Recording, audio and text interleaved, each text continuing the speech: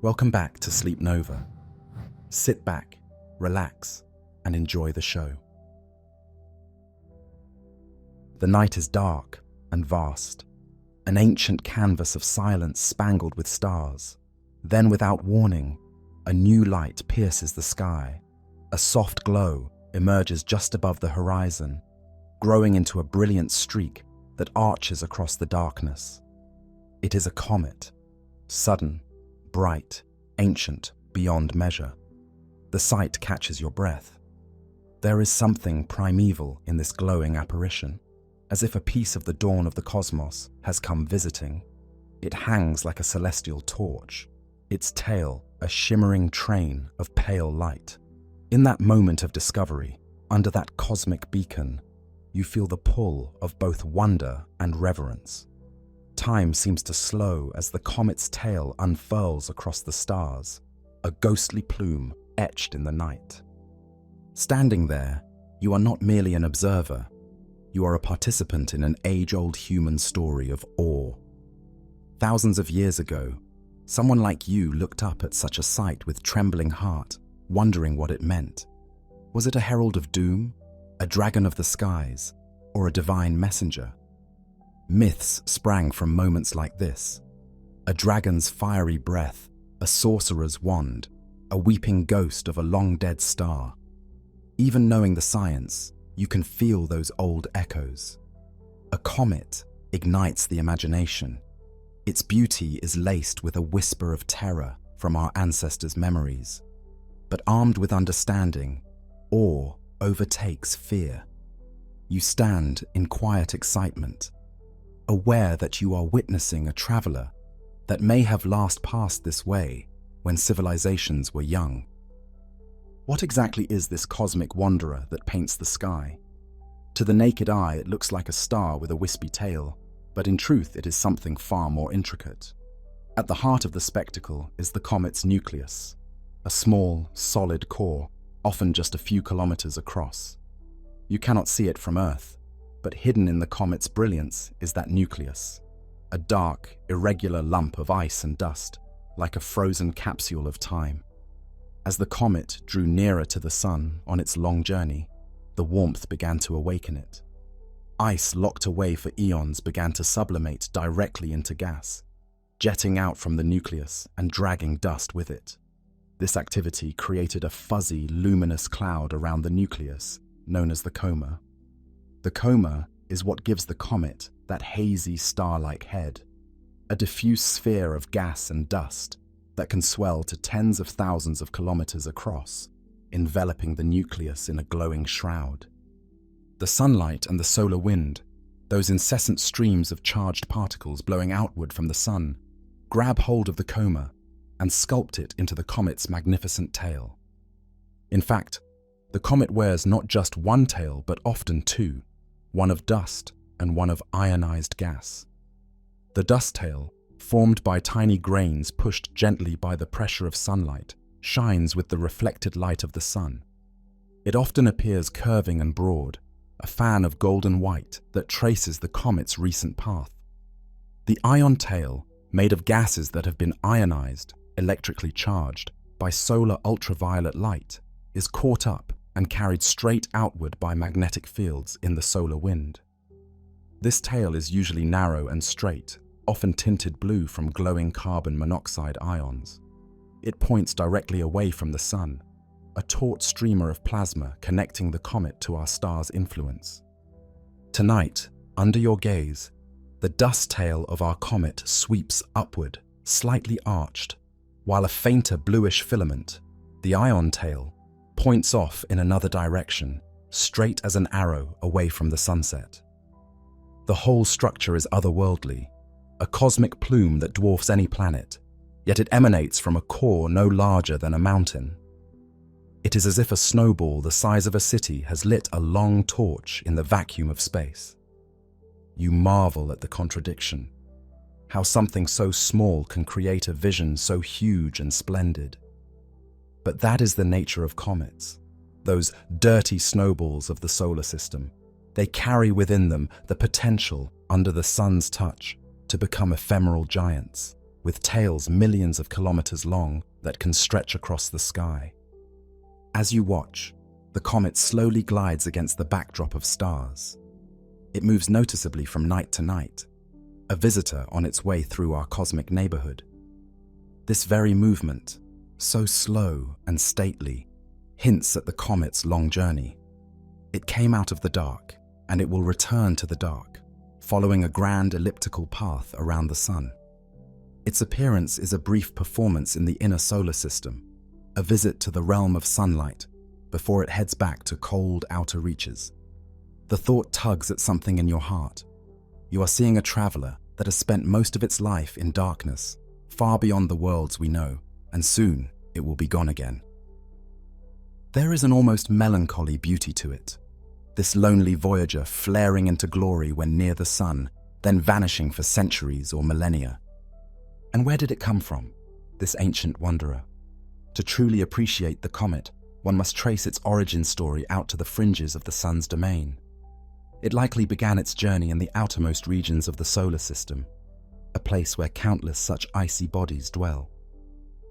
Some comets originate in a vast ring of debris just beyond Neptune known as the Kuiper Belt, the same region that harbors Pluto and other dwarf planets.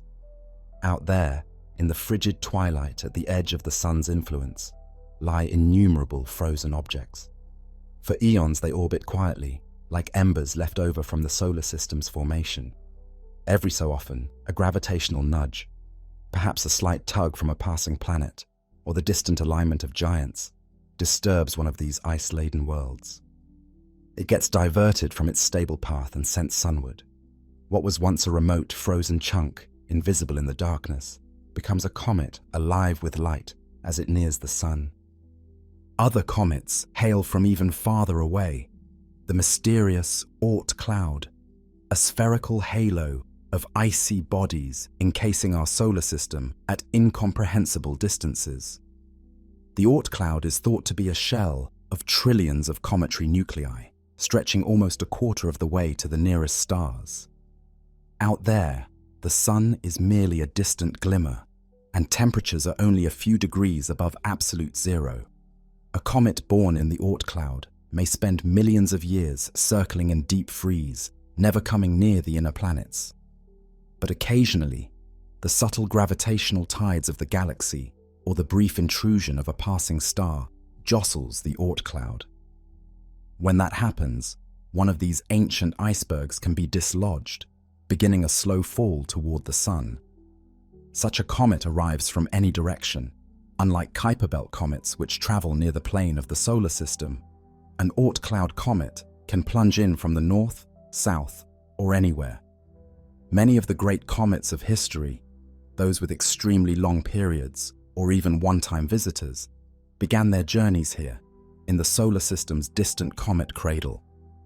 Our comet tonight might be one of these long-lost children of the sun, returning for a brief reunion, or perhaps a younger, shorter period comet from the Kuiper Belt, making more frequent trips.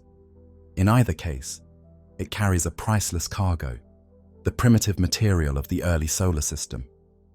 These outer regions, whether the Kuiper Belt or Oort cloud, are cosmic deep freezes. They preserve the composition of the solar nebula, the cloud of gas and dust from which the sun and planets formed, nearly unchanged for billions of years. This comet's nucleus is a time capsule from that epoch of creation. Inside it are ices that condensed in the original protoplanetary disk before even Earth existed. Every molecule of water ice, every grain of dust within the nucleus, has a story to tell about the formation of the planets. If one could hold a piece of that nucleus in hand, with thick, insulated gloves of course, you would be holding something almost unchanged since the birth of the solar system. The comet's ice is a mix of water, yes, but also other exotic ices: carbon dioxide, dry ice, carbon monoxide, methane, ammonia, perhaps even more complex compounds like methanol or formaldehyde. These were the ingredients available in the outer regions of the sun's natal disk. Embedded in the ice are particles of rock and dust, silicates and metals that once floated in the protoplanetary cloud alongside the ices. Many of those dust grains are minuscule time travelers themselves, tiny stardust grains that predate our sun, forged in the envelopes of ancient stars and cast into the galaxy before being caught up in the cloud that formed our solar system. Others are fragments that formed near our infant sun and were then flung outward to mix with cold ices, a testament to the turbulent mixing in our solar nursery.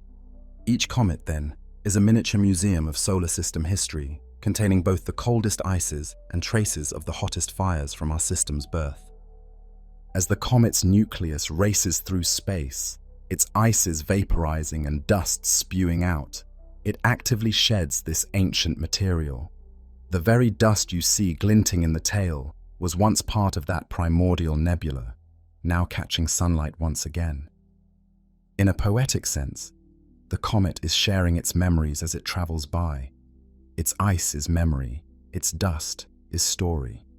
The ice carries the memory of the solar system's infancy, preserving chemical signatures of the era when planets were just coalescing. The dust carries the story, each mote a tale of high heat or interstellar journey, of collisions and condensations long ago. Together, released in the comet's luminous wake, they weave a narrative of creation for those who know how to read it. Scientists have indeed learned to read some of that narrative.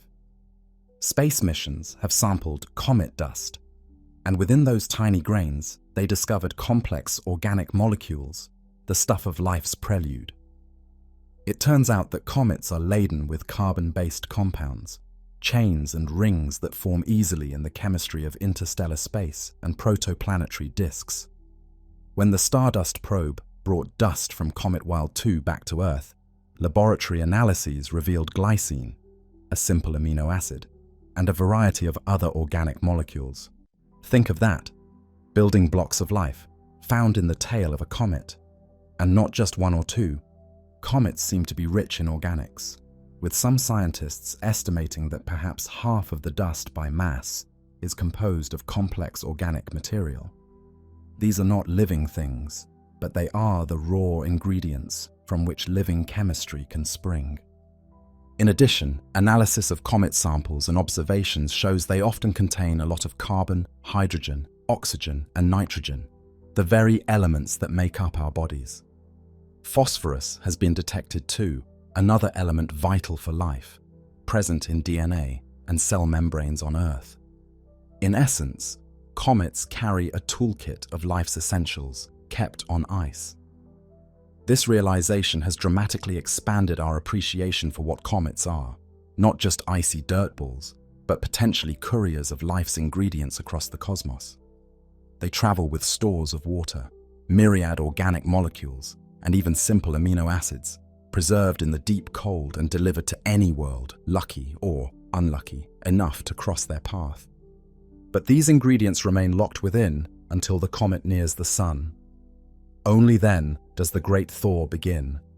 Right now, as you watch our comet in the sky, the very process that allows us to see it is also a kind of unveiling. Gas and dust from the nucleus are being released and illuminated, giving scientists a brief chance to study what the comet is made of. Telescopes are trained on its spectrum, decoding the chemical fingerprints. Water vapor, cyanide, carbon dioxide, ammonia, yes, all are there, mixing into the night. A comet like this often carries more than 20 or 30 different detectable gases, a cocktail of volatiles that reads like a chemist's notebook of creation. Some of those gases, like a whiff of hydrogen sulfide or ammonia, hint at the complex reactions that occurred in the comet's frozen interior over time, as cosmic rays and sunlight slowly altered the ices. And what of the nucleus itself, that hidden kernel of ice and dust? If we could see it now, we might be surprised. Rather than a pristine white snowball, comet nuclei are often as dark as coal. After countless orbits, or even during a single close pass, a comet's surface can become encrusted with a layer of dark, carbon-rich material, like a charred crust, left behind after more volatile ices sublimate away. This dust mantle dulls the comet's reflectivity, making the surface absorb most sunlight. Indeed, When spacecraft finally photographed comet nuclei up close, they appeared charcoal black, peppered with bright jets where geysers of sublimating ice burst through the crust. So our comet's brilliant display hides a secret. Its core is likely a somber, dark wanderer, illuminated only by the halo of its own making. Deep within that core, shielded perhaps by layers of dust, there may remain ices that have not been touched by warmth since the beginning. Those inner ices will keep the comet's ancient memory intact until perhaps another journey, another age. Thus, the comet stands revealed in our mind's eye, a relic of Genesis, a composite of fire and ice, memory and story. Ice as memory, dust as story. The comet brings both to us. As it travels closer to the sun, it sheds more of that material, as if slowly turning the pages of a very old book written in water and carbon. Each glimmer in its tail is a syllable from that book, telling of the time when the sun was young and the planets were only grains and clumps in a disk. And we, fortunate latecomers, get to witness this tale written in light across the sky. Now the comet is nearing its closest approach to the sun. With each passing hour, it grows a bit brighter and its tails stretch a bit longer, responding to the intensifying solar energy. This is the climax of its transformation, from a quiet, frozen body to a dynamic celestial phenomenon. Soon it will round the sun and begin its long voyage outward again. But what path does it follow exactly? How do these wanderers move through the solar system, and how long until this one might return?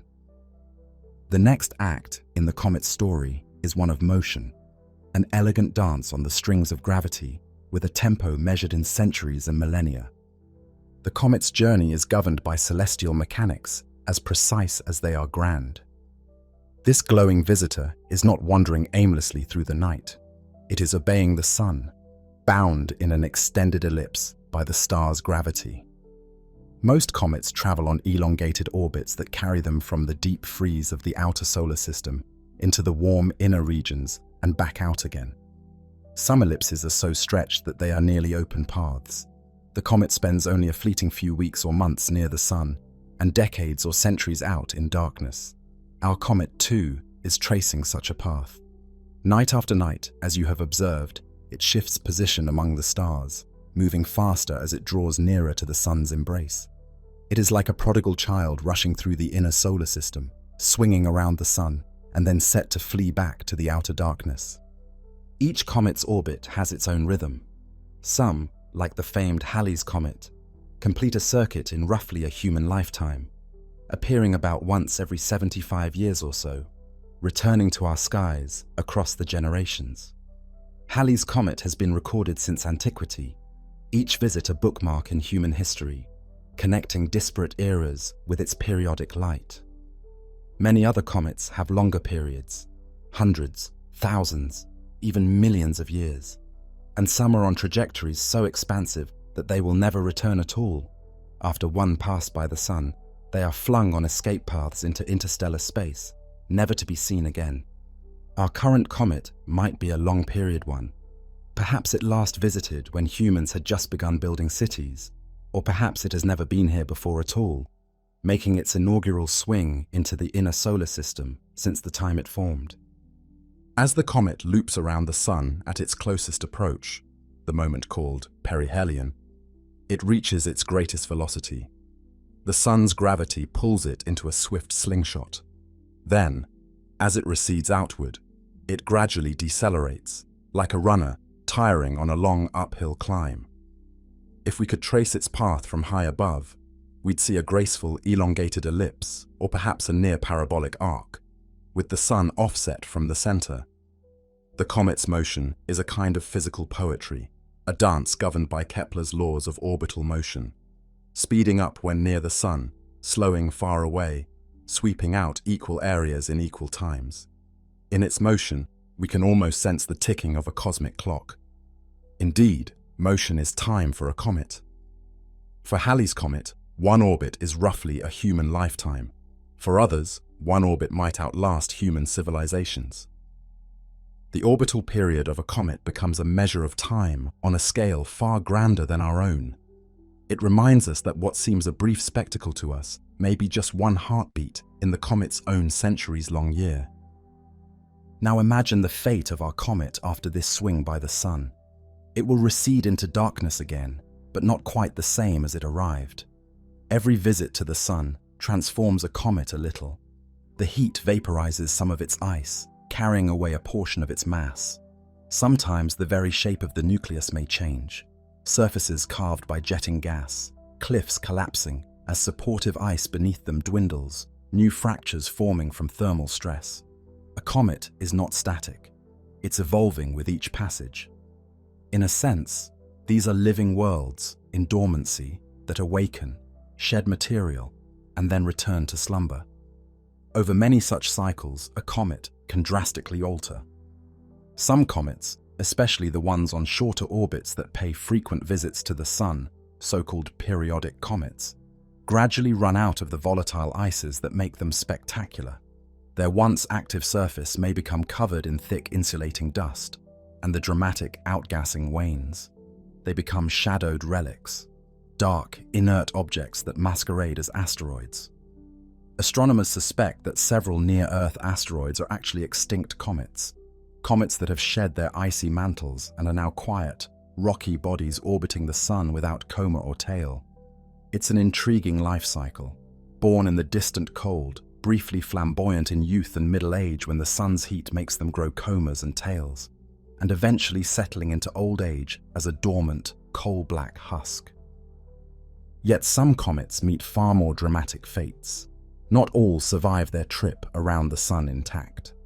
Occasionally, a comet ventures too close to the sun, and the intense tidal forces and heat rip it apart. One famous example was Comet Ison in 2013, which swooped extremely close to the sun, so close that the solar furnace boiled it to destruction. Observers hoped to see it emerge from behind the sun as a dazzling object, but it disintegrated, leaving only a fading ghost of dust. There are also comets known as sun grazers that routinely dive near the sun. Many of them perish similarly, evaporated in a single fatal solar kiss. Comets can also break apart far from the sun. Sometimes internal pressures from heating, or perhaps a rotation that becomes too rapid due to jets acting like thrusters, cause the nucleus to fracture. In the mid-19th century, astronomers watched Biela's comet split in two. By the next few passes, the fragments had further crumbled, and the comet eventually vanished. But it wasn't entirely gone. Years later, Earth's sky was lit by an unexpected meteor storm, the Andromedids, as our planet swept through a stream of debris that was once Biela's comet. The cosmic snowball had become a cloud of shooting stars. It was a striking lesson that comets and meteor showers are intimately linked. The dust that a comet leaves in its wake continues to orbit along the comet's path, and if Earth's orbit intersects that path, we are treated to a meteor shower. Every August, when we enjoy the Perseid meteors, we are actually witnessing the dusty legacy of Comet Swift-Tuttle. Each swift streak across the sky is a particle from that comet burning up as it plows through our atmosphere. In October, the Orionids are the remnants of Halley's comet. Thus, even as a comet travels onward or disintegrates, it leaves behind a story in the form of meteors, a cosmic memory that can recur annually, like the echo of the comet's visit. Fragmentation can sometimes turn one comet into a family. The pieces of a shattered comet may themselves continue as smaller comets, at least for a time, each fragment developing its own coma and tail, if it still has enough ice. In the early 1990s, Comet Shoemaker-Levy 9 was drawn too close to Jupiter and was torn into a chain of over 20 fragments by the planet's gravity. These fragments then, famously, plunged into Jupiter a year later, one after another, like a string of celestial firecrackers, in July 1994. Over several days, each fragment slammed into the giant planet, leaving enormous dark scars in Jupiter's cloud tops, some larger than Earth. It was a stark reminder of how fragile these cosmic ice balls are, and how violent the solar system can be. Even when a comet remains intact, it is in a continual dance with the sun's influence through the solar wind. Earlier we touched on how the solar wind shapes the ion tail, but the sun's breath can do more than shape. It can at times dramatically resculpt the tail. The ion tail is made of charged particles, so it responds to the solar wind's magnetic field. When a particularly strong gust of solar wind, or a coronal mass ejection, an eruption of plasma from the sun, blasts a comet, it can cause a phenomenon breathtaking to behold. The comet's plasma tail can be severed. Observers have seen a comet's tail detach and drift away into space like a loose ribbon when struck by a solar storm, only for a new tail to begin growing from the coma afterward. It's as if the sun momentarily snatched the comet's flowing hair, and the comet calmly grew it back once the solar tempest passed. Such events underline that the comet is not a static beam of light, but a dynamic structure constantly responding to the environment of space. The solar wind, invisible to our eyes, plays puppeteer with the glowing tails, sometimes twisting them into knots or causing them to kink and ripple, other times snapping them off entirely and forcing the comet to regrow its luminous train. All these transformations, sublimation, fragmentation, disintegration, and interaction with the solar wind, form the life cycle of a comet. They are born quietly in the darkness, flare to glorious life as they approach the sun, and eventually, one way or another, they fade. But in doing so, they deposit material into the inner solar system, scattering dust and gas that can have effects far beyond their brief visitation. Think of how meteor showers enrich our skies, or how comet dust adds a trickle of material to Earth's atmosphere each year. On rare occasions, something far larger than dust might strike Earth, linking a comet's fate directly with our own. Indeed, to fully grasp the significance of comets, we must explore not just their physical life cycle, but their influence on the cycles of planets and possibly life itself. For the story of comets is intertwined with the story of Earth. Long before there were eyes to marvel at comets, when Earth was a molten young planet, comets may have been raining down upon it. And long after we are gone, a comet could be the harbinger of great change on this planet once again. Comets give, and comets take away. They are agents of chaos and creation in equal measure. To see how, we look back into the deep past of our own world. Eons ago, in the chaotic infancy of the solar system, Earth was a barren, searing world, pummeled by constant impacts. It was a realm so hot that any water present at its birth would have boiled off or been baked into the rocks. And yet today, Earth is a water world, its surface mostly ocean, and it teems with life built from complex organic molecules. How did our once dry planet gain its life-giving water and carbon chemistry? Comets are central characters in one prevailing theory. In those primordial days, countless comets and asteroids were flung inward by the gravitational jostling of the newly formed giant planets. This period, known as the Late Heavy Bombardment, was a time of intense rain, of cosmic debris falling through the skies. Amid the storm of meteoroids and asteroids, many comets likely plunged toward the sun, some crossing Earth's orbit along the way. These icy interlopers smashed into the young Earth, releasing torrents of water and myriad organic compounds upon the surface. Each comet impact would have been catastrophic locally, but collectively, over millions of years, they may have delivered a substantial portion of Earth's oceans. Picture comet after comet vaporizing on impact, their water contributing to an atmosphere thick with steam, which eventually cooled and fell as rain to fill basins and carve out oceans. Along with water came organics, simple carbon molecules, maybe even amino acids, that had formed in the comet's ices or on dust grains within them. These were scattered like seeds upon the sterile early Earth. It's a hypothesis that has gained support from scientific detective work. By comparing the isotopic flavor of water, specifically the ratio of heavy hydrogen, deuterium, to normal hydrogen in comets and Earth's oceans, researchers seek clues to our water's origin. Some comets have water that is a close match to Earth's ocean water, suggesting they could indeed be contributors.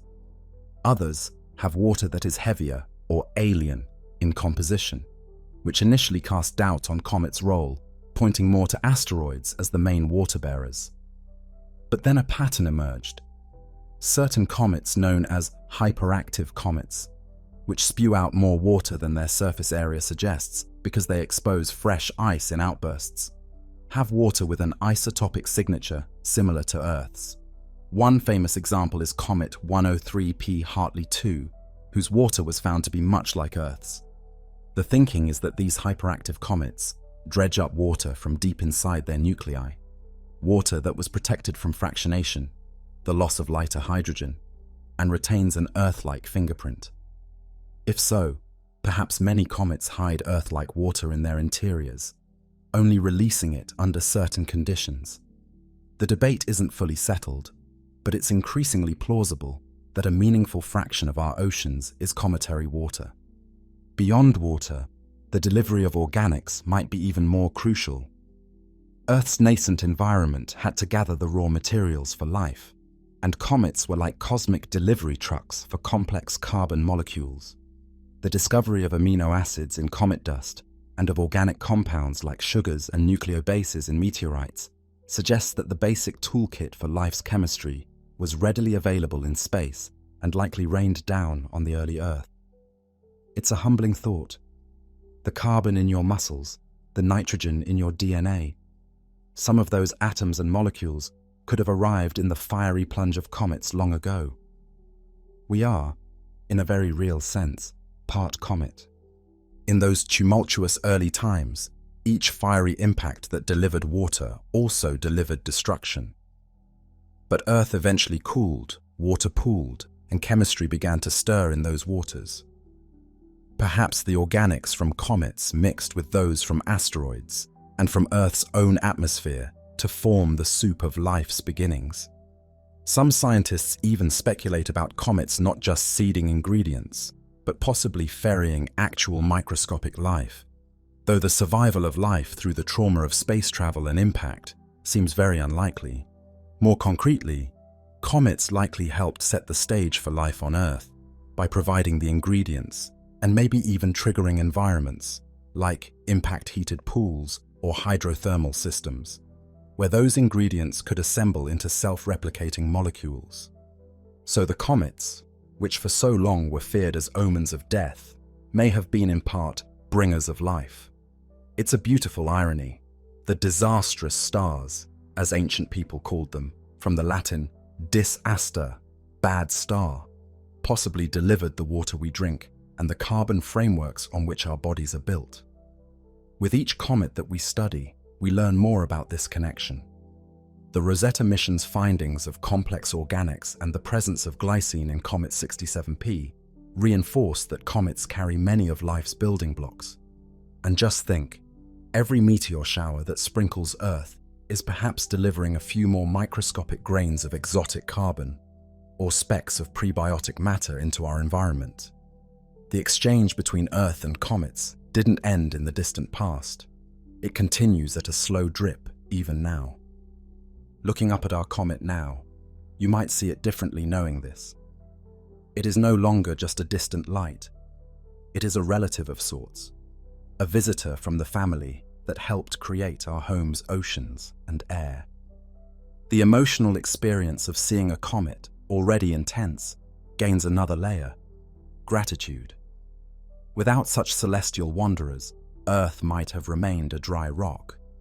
There might have been no ocean voyages or clouds or rain, no life as we recognize it. The cosmos, by means of comets, may have nurtured the conditions for us to exist. Yet the relationship between comets and Earth is not solely nurturing. History shows it has also been occasionally catastrophic, and potentially could be again.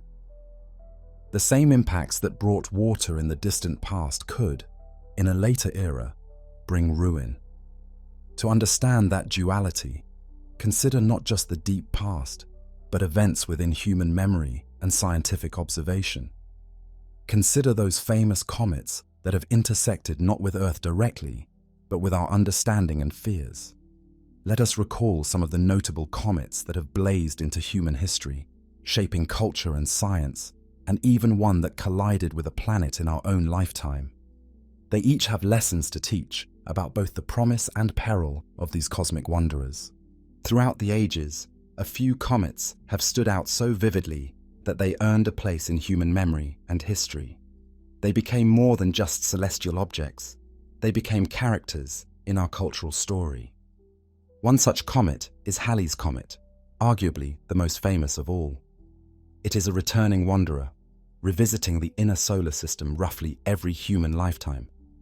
This periodic nature, first confirmed by the astronomer Edmund Halley in the 18th century, means Halley's Comet has been observed again and again through recorded history. It has woven itself into the fabric of human events. In the 11th century, a bright comet, later identified as Halley, appeared over Europe. So astonished and fearful were people that they even embroidered it into the Bayeux tapestry, linking it to the Norman conquest of England. To them, it was a harbinger of great upheaval. A few centuries later, near the dawn of the 14th century, Halley's Comet graced the heavens again. The Italian artist Giotto di Bondone, inspired by its appearance, painted a comet as the Star of Bethlehem in one of his frescoes. This is a rare instance of a comet being portrayed as a positive omen, a divine sign of hope. Halley's Comet has often served as a convenient scapegoat for tragedy. Each time it returned, people searched their histories for disasters to blame on it. By the early 20th century, science had advanced, yet when Halley approached in 1910, public anxiety still ran high. Earth was due to pass through the comet's tail. Although astronomers knew the gases were too diffuse to harm us, sensational newspapers warned of poisons in the tail. Entrepreneurs sold comet pills and gas masks to a fearful public. When nothing dire occurred, humanity edged another step away from superstition.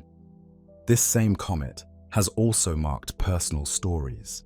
Famed American writer Mark Twain was born under Halley's Comet on one of its visits, and he predicted he would go out with it on its return. Indeed, he died the day after it reappeared decades later. Halley's Comet, coming like clockwork roughly every 75 years, has become a symbol of continuity amid change. It has been recorded since at least 240 BC by Chinese astronomers. It was the comet of the Norman conquest, the comet of Twain, and it will be the comet of generations to come. When it returns in the mid-21st century, it will connect yet another chapter of human history to all those past. Each return of Halley's Comet has taken it further from an omen and closer to an old friend, one that maybe, just maybe, helped inspire us to learn the laws of celestial motion. After all, Edmund Halley's bold prediction of its return was vindicated when it duly arrived on schedule in the mid-18th century, a triumph of reason over fear. Another comet that left a deep impression is Comet Hale-Bopp, the great comet of 1997. Hale-Bopp was discovered 2 years before its closest approach, which gave the world plenty of time to anticipate its performance. And perform it did. As it neared perihelion in 1997, Hale-Bopp became one of the brightest comets of the 20th century.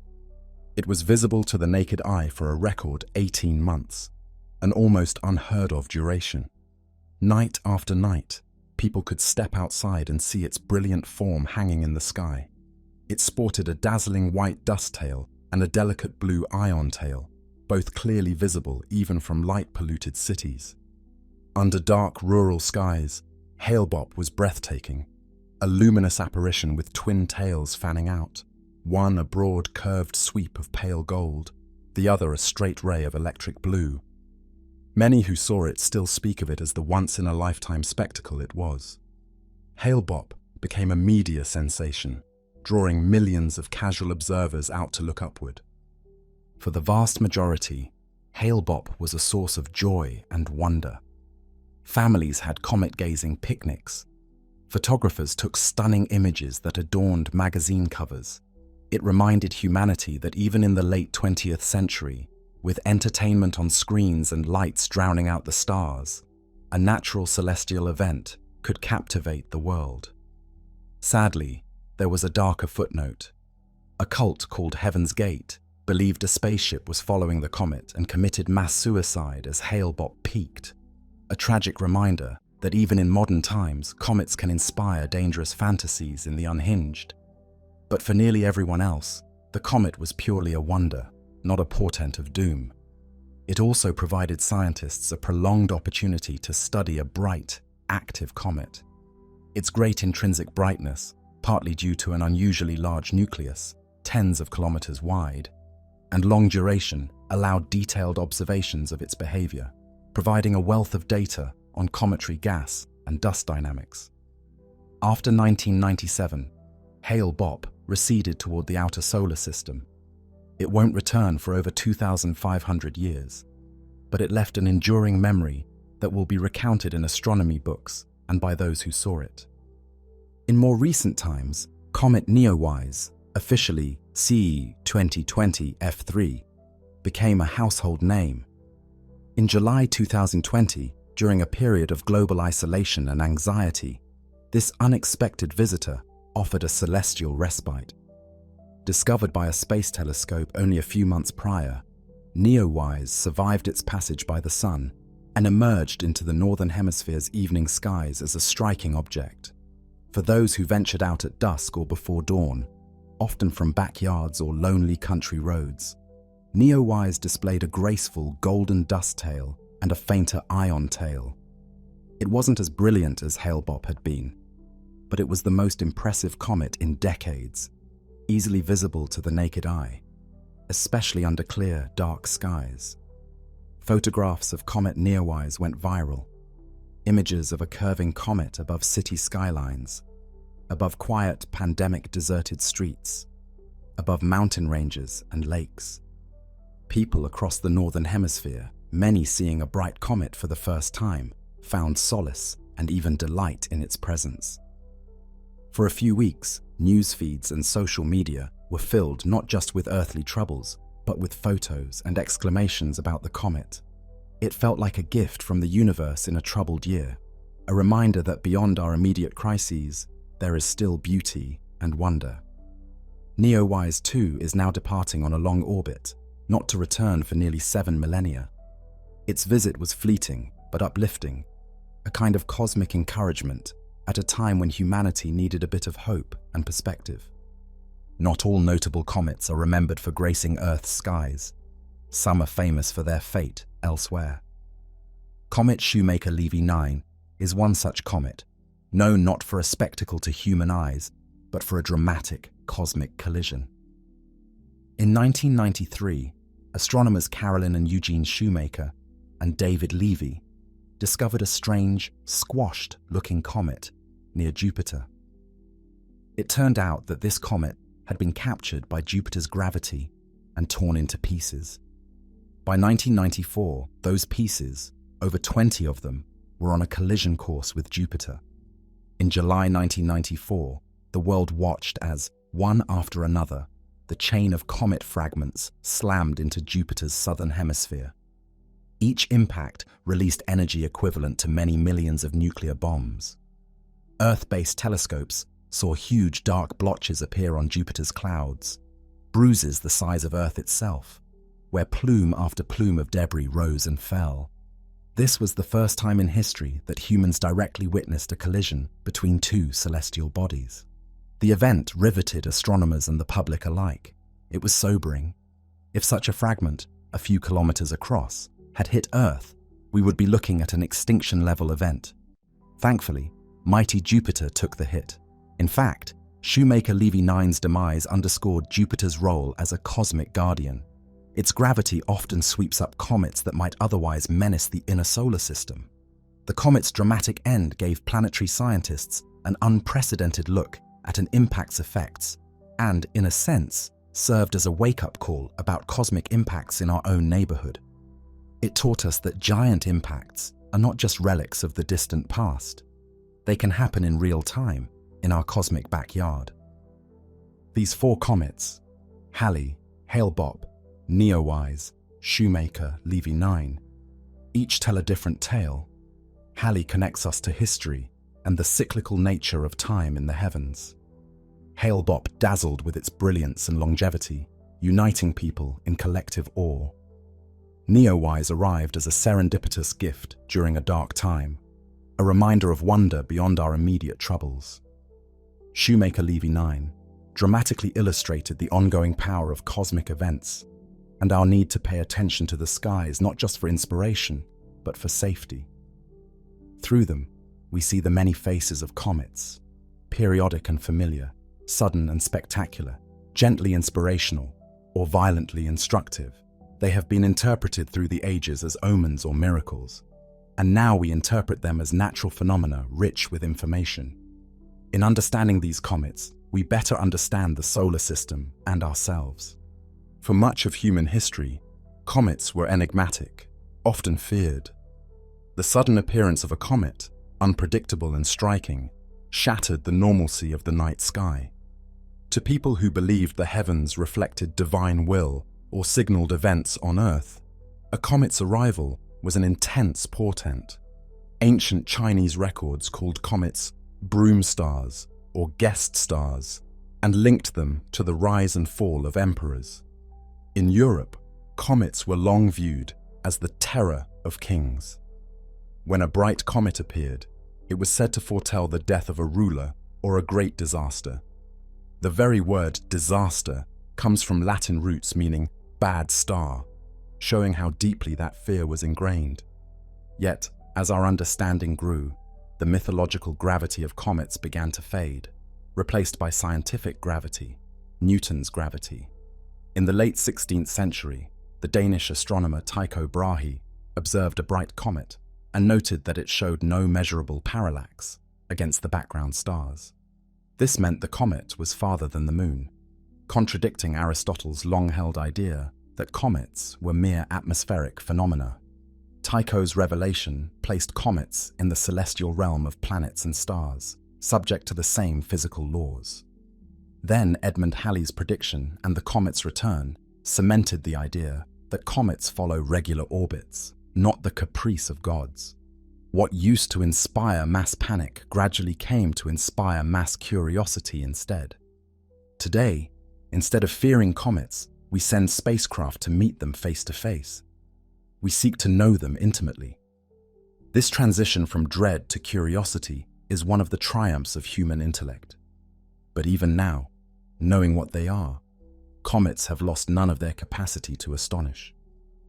A great comet in the sky can still make even a jaded city dweller stop in their tracks and feel small and in awe. Perhaps we no longer see a fiery sword of the gods, but we do see a marvel of nature, and that is more than enough to stir the soul. In our modern quest to understand, we have embarked on a new chapter, sending robotic emissaries to chase comets down and unravel their secrets. The era of modern missions has brought comets within our reach and understanding like never before. In the mid-1980s, as Halley's Comet approached once more, humanity seized the opportunity to greet it with technology. In 1985, the European Space Agency launched Giotto, a spacecraft designed to fly by Halley's Comet during its 1986 visit. Giotto was a small, hardy probe equipped with cameras and instruments to sample the dust and gas around Halley's nucleus. No one knew exactly what would happen as it zoomed through the comet's coma. The risk to the spacecraft was high, like flying through a blizzard of grit at tens of kilometers per second. On the night of closest approach, in March 1986, Giotto hurtled past Halley's nucleus at about 600 kilometers distance. It was pummeled by dust. A grain even knocked its camera off alignment for a moment. But Giotto survived and sent back the first ever close-up images of a comet's heart. Those images were historic and mesmerizing. They revealed a dark, potato-shaped nucleus about 15 kilometers long, jetting brilliant streams of material into space from a few active regions. Only a small portion of Halley's black, carbon-crusted surface was actively venting gas. The rest remained dormant and oddly dark, reflecting only a few % of sunlight. Halley's Comet was not a translucent ghost, but a solid world, a very dark one, among the blackest objects in the solar system. wrapped in its self-made haze. Giotto's instruments also confirmed the richness of Halley's chemistry, detecting water vapor, carbon monoxide, methane, ammonia, and complex organic molecules. This encounter was humanity's first intimate meeting with a comet, and it transformed our picture of them. They were not fluffy, airy bodies, but solid, complex mini-worlds with varied terrain and ingredients. After Giotto's pioneering flyby, a bold idea took shape. Why not bring a piece of a comet back to Earth? That idea became reality with Stardust, a NASA mission launched in 1999. Stardust's target was Comet Wild 2, and its goal was audacious: fly through the comet's coma, catch particles streaming off the nucleus, and return them to Earth for detailed study. In January 2004, Stardust swooped within 240 kilometers of Wild 2's nucleus, exposing a tennis racket-shaped collector filled with aerogel, a lightweight, frothy material, to snare dust particles without vaporizing them. It also snapped pictures of Wild 2's nucleus, revealing a surface riddled with deep pits and spires, looking like a battered ice rock world with many vents. The flyby was harrowing. The spacecraft was hit by a spray of particles that caused it to wobble, but it stayed on course. In 2006, Stardust's sample capsule parachuted to a safe landing in the Utah desert. Inside was precious cargo, thousands of tiny comet dust grains, the first samples from beyond the moon ever returned to Earth. When scientists analyzed Stardust's catch, the results were thrilling.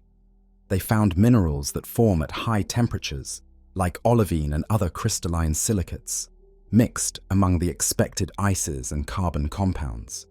This suggested that material from the inner solar system had somehow traveled outward to mix into comets forming at the fringe.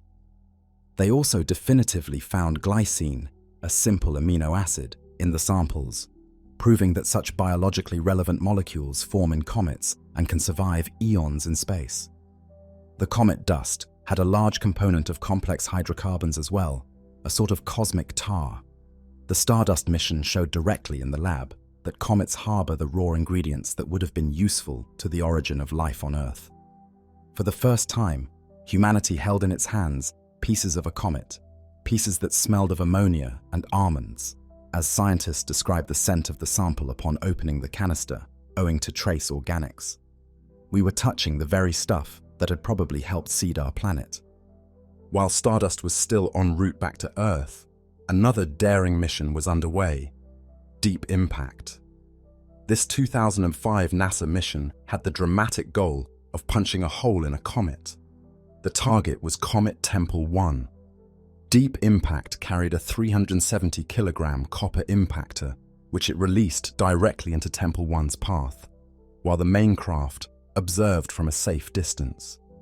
On July 4, 2005, the impactor smashed into the comet's nucleus at over 10 km, excavating a crater and throwing up a huge plume of dust and gas. Telescopes on Earth and Deep Impact's mothership watched the flash and debris. The impact ejected subsurface material that hadn't been exposed to sunlight. Analysis of the ejector showed a lot of fine powdery dust, more than expected, and revealed the presence of carbonates and clays, minerals that form in liquid water within the comet. This was a surprise. Perhaps Tempel 1 had mild internal heating or water at some point to produce such minerals. The comet seemed to have a very fluffy, porous interior, so much so that the crater it created was larger and gentler, walls that collapsed inward, than anticipated.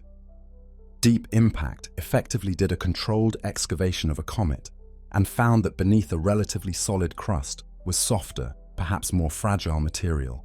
It was our first comet geology experiment. Later, in 2011, another mission, Stardust Next, flew by Tempel 1 and imaged the Deep Impact crater, confirming it was about 150 meters across.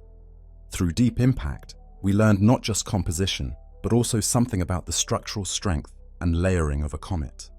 It was like knocking on a door and hearing an unexpectedly hollow sound from within. If Giotto opened the door, and stardust and deep impact peered through, Rosetta moved in and stayed for a while. The European Space Agency's Rosetta mission, launched 2004, was breathtakingly ambitious: to rendezvous with a comet and accompany it for over 2 years, observing it up close as it approached the Sun and even landing a probe on its surface.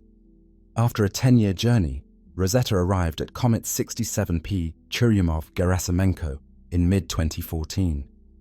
The images it sent back of Comet 67P were astonishing. The nucleus was shaped like a rubber duck, 2 lobes connected by a narrow neck. This bilobed shape hinted that 67P might be the result of a gentle merger of 2 separate comets in the past. Rosetta entered orbit around 67P, mapping its surface in unprecedented detail. It revealed towering cliffs, pit-like depressions venting jets of vapor, fields of boulders, and smooth plains of dust drifts. This was not a simple, dirty snowball. It was a diverse little world with geological features and seasonal changes.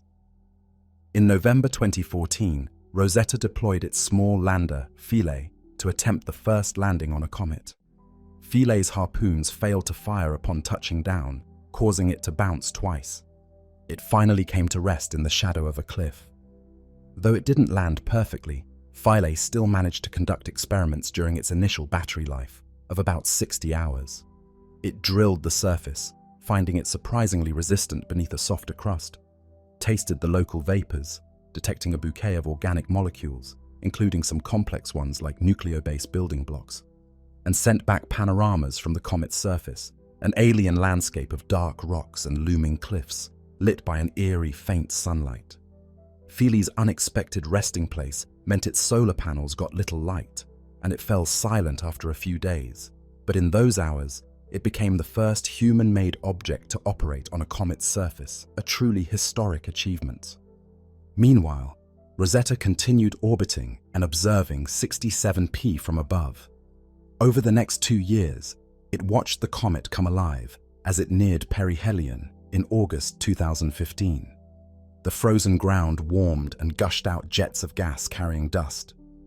Rosetta flew through these jets, measuring their composition.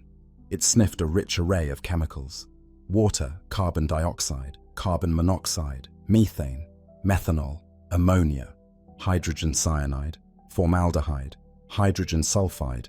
Hence the comet smelled of rotten eggs and urine, as scientists cheekily noted, and even molecules like glycine, the same amino acid stardust found, and phosphorus. It was a chemical treasure trove. One of the biggest surprises was the detection of significant amounts of molecular oxygen, O2, in the comet's halo. This was completely unexpected because O2 is highly reactive and was not thought to survive from the solar nebula. Its presence suggested that 67P's clathrate ices might have trapped oxygen during the comet's formation, or that some other process was generating it. This finding alone kept comet scientists busy with new theories. Rosetta mapped the comet's gravity and found the nucleus had a density much lower than water ice. It was roughly 50–60% empty space. This confirmed the extremely fluffy, porous nature of comet interiors. It also observed changes on the comet. Portions of cliffs collapsed, new jets opened up, boulders moved, likely from gas outbursts. We were witnessing geology on a comet, slow by human terms, but fast by geological terms, happening in real time. As the comet passed its closest approach to the Sun and headed out, activity subsided. Rosetta continued to follow it until, in September 2016, with its mission ending, Rosetta was gently guided to impact on the comet's surface, taking close-up images down to the final moments. It came to rest on the comet, effectively becoming one with it. Through Giotto, Stardust, Deep Impact, Rosetta, and other missions, like a brief flyby of Comet Borrelly by Deep Space One in 2001, or of Comet Hartley 2 by Epoxy in 2010, we have transformed comets from distant, fuzzy apparitions into tangible worlds that we can visit and even sample.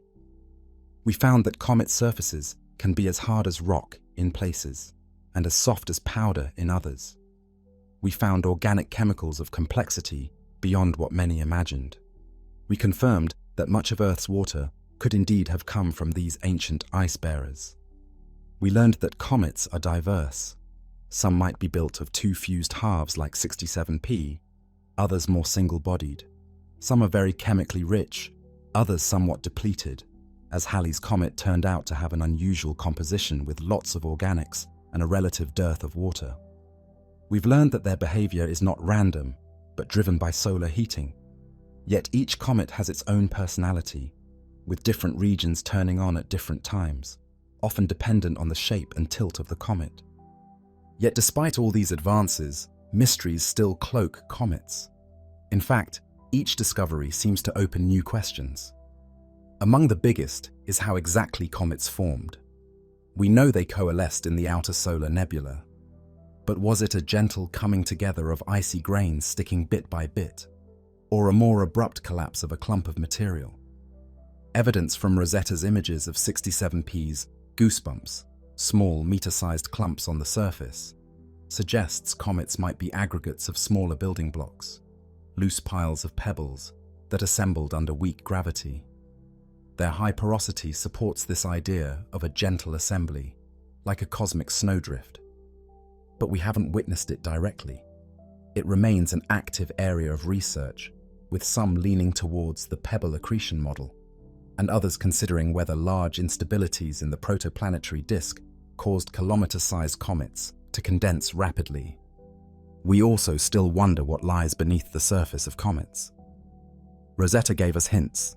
67P had a very homogeneous interior in density and likely no large voids, but we don't know if comets have internal stratification, like layers from different eras of accretion, or if they are rubble piles through and through.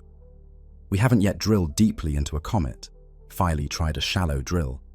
Are comets perhaps clumps of material loosely held, or do they have cores of different composition? The Deep Impact experiment gave a peek, suggesting softer interior under a crust, but one data point isn't enough. The chemistry of comets also holds puzzles. That oxygen on 67P is one. Another is why some comets have much more carbon monoxide than others. Comet Borisov, the interstellar visitor we'll discuss soon, had an unusually high CO content. Does that reflect its birthplace around a different kind of star, or did it form in an extremely cold part of its original system? Even within our solar system, comets show compositional variety. For instance, comets from the Oort cloud versus Jupiter family comets from the Kuiper belt display different ranges of water isotope ratios. We're not sure if that's due to where they formed or how often they've been heated by the sun. Then there's the conundrum of activity outbursts. Comet Holmes famously brightened by a factor of 1,000,000 in 2007, temporarily becoming visible to the naked eye as a new star in Perseus. This happened when it was far from the sun. What caused that eruption? Possibly an internal pocket of volatile ices suddenly venting, or a major fracture exposing fresh material. We still lack a predictive theory for such outbursts. And fragmentations. Why do some comets, like Comet Atlas in 2020, just fall apart spontaneously even before reaching perihelion? Were they rubble piles loosely held that spun up too fast? Or did heat create cracks that rapidly propagated? Each fragmentation event we catch, and we caught many smaller ones with Rosetta on 67P, teaches us a bit more, but it remains somewhat unpredictable. The line between asteroids and comets has blurred too. We've found bodies in the asteroid belt, at much warmer, closer orbits, that show comet-like activity, the so-called main belt comets, or active asteroids. These likely have reservoirs of ice that occasionally get exposed. Are they comets that migrated inward and became dormant until hit by something? Or asteroids that somehow held onto pockets of ice for billions of years? It's a mystery that challenges the neat comet-asteroid divide. Perhaps in the end, comet is a behavior outgassing more than a strict category, and some asteroids can behave like comets if given the chance.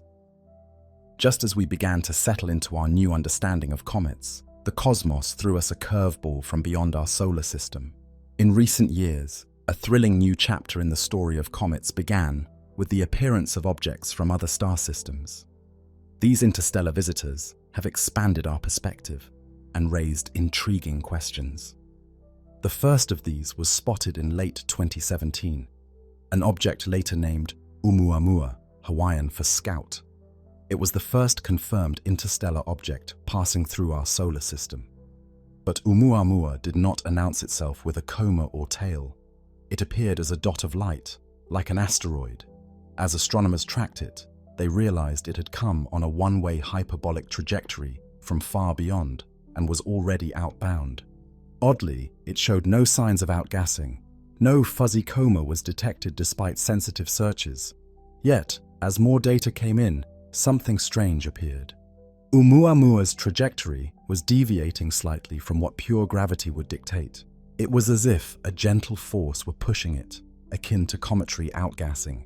If it was outgassing, it must have been doing so in a way we couldn't easily see, perhaps releasing molecules like hydrogen that don't produce visible glow, or perhaps only very small amounts. And then there was its shape, inferred from its changing brightness. It seemed to tumble end over end, with its brightness varying by a factor of 10. To cause such variations, Oumuamua must be very elongated or very flattened. Some models suggested it might be cigar-shaped, perhaps 400 meters long and only 40 meters wide. Others suggested a thin pancake shape.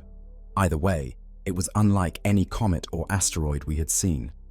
Some scientists humorously pondered if it was an alien probe, a notion largely dismissed by data, but a sign of how perplexing this object was.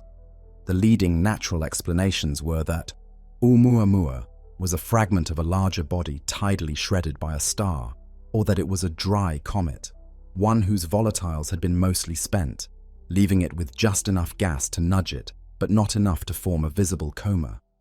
Another hypothesis was that it was made of exotic ices, like solid hydrogen, that could sublime without leaving a detectable signature. To this day, Oumuamua remains an enigma, a visitor that came and went before we knew what to make of it. Then, in late 2019, a second interstellar traveler appeared, and this one was unmistakably a comet. Discovered by amateur astronomer Gennady Borisov, Comet 2I Borisov arrived with a visible coma and tail. This was essentially an interstellar comet presenting itself exactly as our homegrown comets do. Borisov was observed for months as it swept through the inner solar system. Spectra revealed it contained water vapor, cyanide, diatomic carbon, all typical comet gases. Photographs showed a pretty ion tail. If we hadn't known its trajectory, Borisov could easily be mistaken for an ordinary long-period comet. Yet this was material from another star's nursery visiting us. One noteworthy finding was that Comet Borisov had an unusually high ratio of carbon monoxide to water in its vapor, far higher than most solar system comets. This suggested it might have formed in a colder environment. Carbon monoxide ice is very volatile and usually abundant only in very cold comets. Perhaps Borisov originated around a red dwarf star, or in the outer reaches of a system colder than ours. Apart from that, it was reassuringly familiar, which in itself was profound. It means the processes that form comets around other stars produce broadly similar outcomes. The juxtaposition of Oumuamua and Borisov was fascinating. The first was interstellar and weird, perhaps a piece of a comet's rocky core or something completely unexpected.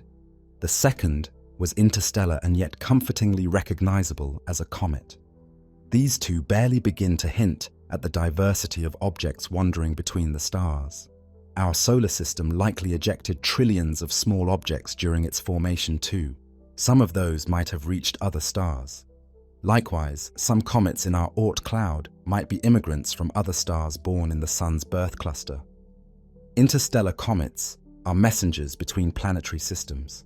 The realization that interstellar objects pass through and that we can detect them has energized scientists. Plans are being drafted for future missions that could try to intercept an interstellar object if one is discovered on approach. It's challenging. These visitors move fast on unpredictable paths, but not impossible with enough advance notice and a fast rocket or even a solar sail. One day, we might directly sample a comet from another star, analyzing alien ices in our labs. What an extension of our senses that would be. From all this, one clear lesson emerges. Comets, whether local or interstellar, connect us with the broader universe. They carry clues of cosmic history and even hints of cosmic commonalities. They show that the ingredients and processes that shaped our solar system are not unique. They likely happen in countless systems. Comets have been agents of creation, possibly delivering life's ingredients, but as history and shoemaker Levy 9 remind us, they can also be agents of destruction. It is natural then to contemplate comets and extinction events. Could a comet end life on Earth or drastically alter our world? The idea has moved from folklore, blazing star means end of the world, to serious science. About 66 million years ago, a catastrophic impact triggered a mass extinction that ended the age of dinosaurs. A huge crater off Mexico marks that event. For a long time, it was assumed to be an asteroid impact, due to certain mineral evidence in the debris layer. But some researchers have suggested it might have been a comet, specifically a fragment of a long-period comet flung in by Jupiter or the Sun's tidal forces. This hypothesis, while not mainstream, reminds us that comets can hit planets. If the Chicxulub impactor was indeed a comet, or a piece of one, then comets have literally reshaped the history of life on Earth. Even if it wasn't, comets surely have struck Earth over geological time, perhaps during epochs where the evidence has been eroded away or masked by other processes. Some scientists in the 1980s noticed a possible periodicity in mass extinctions and speculated that maybe every 26 million years, a shower of comets bombards the inner solar system, causing devastation. They even hypothesized a companion star named Nemesis, far out, whose orbit every 26 million years would disturb the Oort cloud. Nemesis has never been found, and the extinction periodicity is debated, but the notion of comet showers remains plausible. The Sun does bob up and down in the galactic plane, and encounters with passing stars happen from time to time. It's very conceivable that once every few tens of millions of years, the Oort cloud gets a gravitational kick, and a rain of long-period comets is sent inward. Most would miss Earth, but some might not, and even one large one could spell disaster. Thus, comets might be woven into the fabric of Earth's long-term biospheric ups and downs. On human timescales, fortunately, civilization-ending comet impacts are extremely rare, but smaller events remind us of the hazard. In June 1908, an object, likely a small comet or asteroid, perhaps 50 meters across, exploded above the Tunguska region of Siberia, flattening an immense area of forest. No crater was left. The body disintegrated in the air, which is one reason some speculated it was a comet.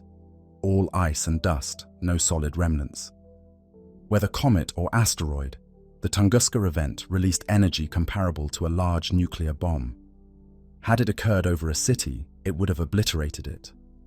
We now have observatories constantly scanning for near-Earth objects. We've catalogued thousands of asteroids that could come close, but a long-period comet could still surprise us. Typically, we might discover such a comet only months to a few years before it enters the inner solar system. That's not a lot of time to prepare if one were on a collision course. Thankfully, these long-period comets are far less common in the inner solar system than asteroids. But the uncertainty is higher. We can predict asteroid orbits decades ahead. A comet arriving fresh from the Oort cloud is an unwelcome wildcard, though one with low probability. We've already been developing defenses. In 2022, NASA's DART mission successfully tested nudging an asteroid's orbit by crashing a spacecraft into it. A similar method could work on a small comet if we had enough warning, though comets often travel faster and could be harder to hit precisely. Other ideas for a comet threat might include attempting to break it up, though that could make multiple dangerous pieces, or even using a standoff nuclear blast to vaporize or deflect it. These are measures of last resort. The preferred approach is early detection. See it coming far away, and then any needed deflection can be very small. This is where continued observation is key. The Vera Rubin Observatory, expected to begin full surveys soon, will scan the sky deeply and frequently, which should significantly improve our chances of spotting that proverbial comet on a collision course decades in advance, if one exists. Jupiter also stands as a protector. Its gravity slings many inbound comets out of harm's way, or even gobbles them up, as with Shoemaker-Levy 9. Still, we do not forget that what crashed into Jupiter in 1994 could just as easily have been aimed at Earth had the celestial dice rolled differently. Thus, comets sit at a profound junction of themes. They are bringers of both life and death. They connect the deep past with the present and future. They remind us of the fragility and also the resilience of life. After all, if comets did help start life on Earth, one could say we owe our existence to them. And if one day a comet threatens to extinguish life, it may be that life, in the form of human technology and ingenuity, will thwart it. There is a grand poetic symmetry to that. Mindful of both the promise and threat of comets, we look to the future and consider what lies ahead in our relationship with these celestial nomads. Each new comet mission has answered questions and raised others, and there are many plans brewing for further exploration. One eagerly anticipated project is ESA's Comet Interceptor, planned for launch later this decade. This innovative mission will not target a specific known comet. Instead, it will wait in space, at Earth's Lagrange point L2, until a suitable new comet is discovered inbound. Ideally, a pristine, first-time visitor from the Oort cloud. Once such a target is found, Comet Interceptor will redeploy to meet it. The mission actually consists of 3 spacecraft, a main probe and 2 sub-probes. As they approach the comet, the sub-probes will detach and fly by the comet at different distances and angles, while the main craft passes more distantly. This will provide multi-point measurements of the comet's gas, dust, plasma environment, and close-up views of its nucleus from different sides simultaneously. If all goes well, we might get our first look at a truly untouched comet, one that has never been fried by the sun before. Comparing its composition to comets like Halley or 67P, which have been cooked on repeated orbits, will help reveal what changes solar heating causes and what the original nebula material was like. Another tantalizing ambition is a comet sample return mission that brings back icy material, not just dust. Stardust brought dust and some very small volatile traces. But imagine returning to Earth with chunks of actual comet ice, kept frozen the whole way. Scientists could peer into that ice with microscopes, dissolve it and run it through analyzers, sniff its vapors in ultra-sensitive instruments. A direct interrogation of primordial material. One mission concept, called Caesar, has aimed to do just this with Comet 67P, and although not yet approved, the desire remains. There are formidable technical challenges, keeping a sample at cryogenic temperatures on the journey home, for instance. But the reward would be unparalleled. We could, for example, directly measure the ratios of noble gases in comet ice, which tell us about conditions of formation, or discover complex organics that don't survive being fragmented and heated in space. We might even find interstellar grains in the ice, tiny pre-solar minerals preserved within, that could be extracted and studied grain by grain. Even without returning samples, we have powerful new observatories to study comets from here. The James Webb Space Telescope, with its keen infrared vision, has already observed comets, detecting water and carbon dioxide, and even confirming the presence of water vapor around a main belt asteroid that turned out to be quietly comet-like. Webb can detect extremely faint outgassing at great distances, potentially catching comets beginning to awaken far from the sun. Meanwhile, the Vera Rubin Observatory will, once operational, systematically scan the entire visible sky every few nights at unprecedented depth.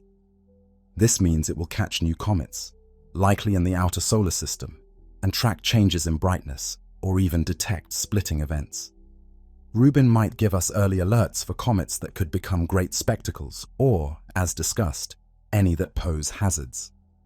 Future missions are also considering touch-and-go landings, hoppers or rovers on comet surfaces. Philae gave a taste, but imagine a rover that could drive, or more likely hop in the low gravity, across a comet, studying variations, or drills that could go meters deep to bring up a core sample, like we do on Earth for ice records. Another idea is a cryogenic laboratory in space. Essentially, if returning to Earth with ice is too hard, one could have a spacecraft land on a comet, ingest some ice and dust, and perform detailed chemical analyses on site, transmitting the results. This would bypass the sample preservation issue, but let us examine volatiles in situ. And looking further ahead, one can dream of more novel interactions. Comets could even become resources for spacefaring humanity. They are rich in water and carbon compounds, the very materials needed for life support and fuel. Some futurists imagine capturing a small comet and nudging it into orbit around, say, Mars, to provide a water source for a colony. That's far-fetched with foreseeable technology, but not beyond the realm of long-term possibility. At the very least, learning how to extract water from a comet, perhaps by drilling a well and letting the sun's heat pump the water out as vapor, could be incredibly useful for future explorers. There's also something profoundly poetic in the idea of riding along with a comet. Some have suggested a comet hopper mission, a spacecraft that would essentially hitch a ride on a comet for an entire orbit, perhaps powering down during the frigid aphelion far out, then awakening as the comet comes sunward and directly witnessing the changes from the surface. Imagine a robotic observer clinging to a comet through the dark freeze of the outer solar system, and then holding on tight as jets erupt around it near the sun. It would be risky, but what an adventure. Essentially accompanying a comet on its journey as a human proxy. Our toolset for dealing with the threat side of comets will also improve. The more we learn about comet composition and structure, the better we can plan deflection missions. If we know a comet is mostly a loose rubble pile, a deflection might need a gentle nudge to push it whole, rather than something that might shatter it. If it has a sturdy core, maybe a harder shove is viable. The observations from DART's impact on an asteroid and Deep Impact on Temple 1 form early experiments in what might become a mature technology of planetary defense. It is comforting to know that whereas our ancestors could only cower from the wrath of the comet, we are moving toward being able to guard against it. As our missions grow bolder, so too does our philosophical perspective. We started by chasing comets for science. In doing so, we ended up chasing some very old questions as well. Where did we come from? Are we alone? Comets are involved in both. They carry clues of our origin and also distribute the seeds of life potentially between worlds. There's a hypothesis called lithopanspermia, that life can travel on rocks knocked off planets.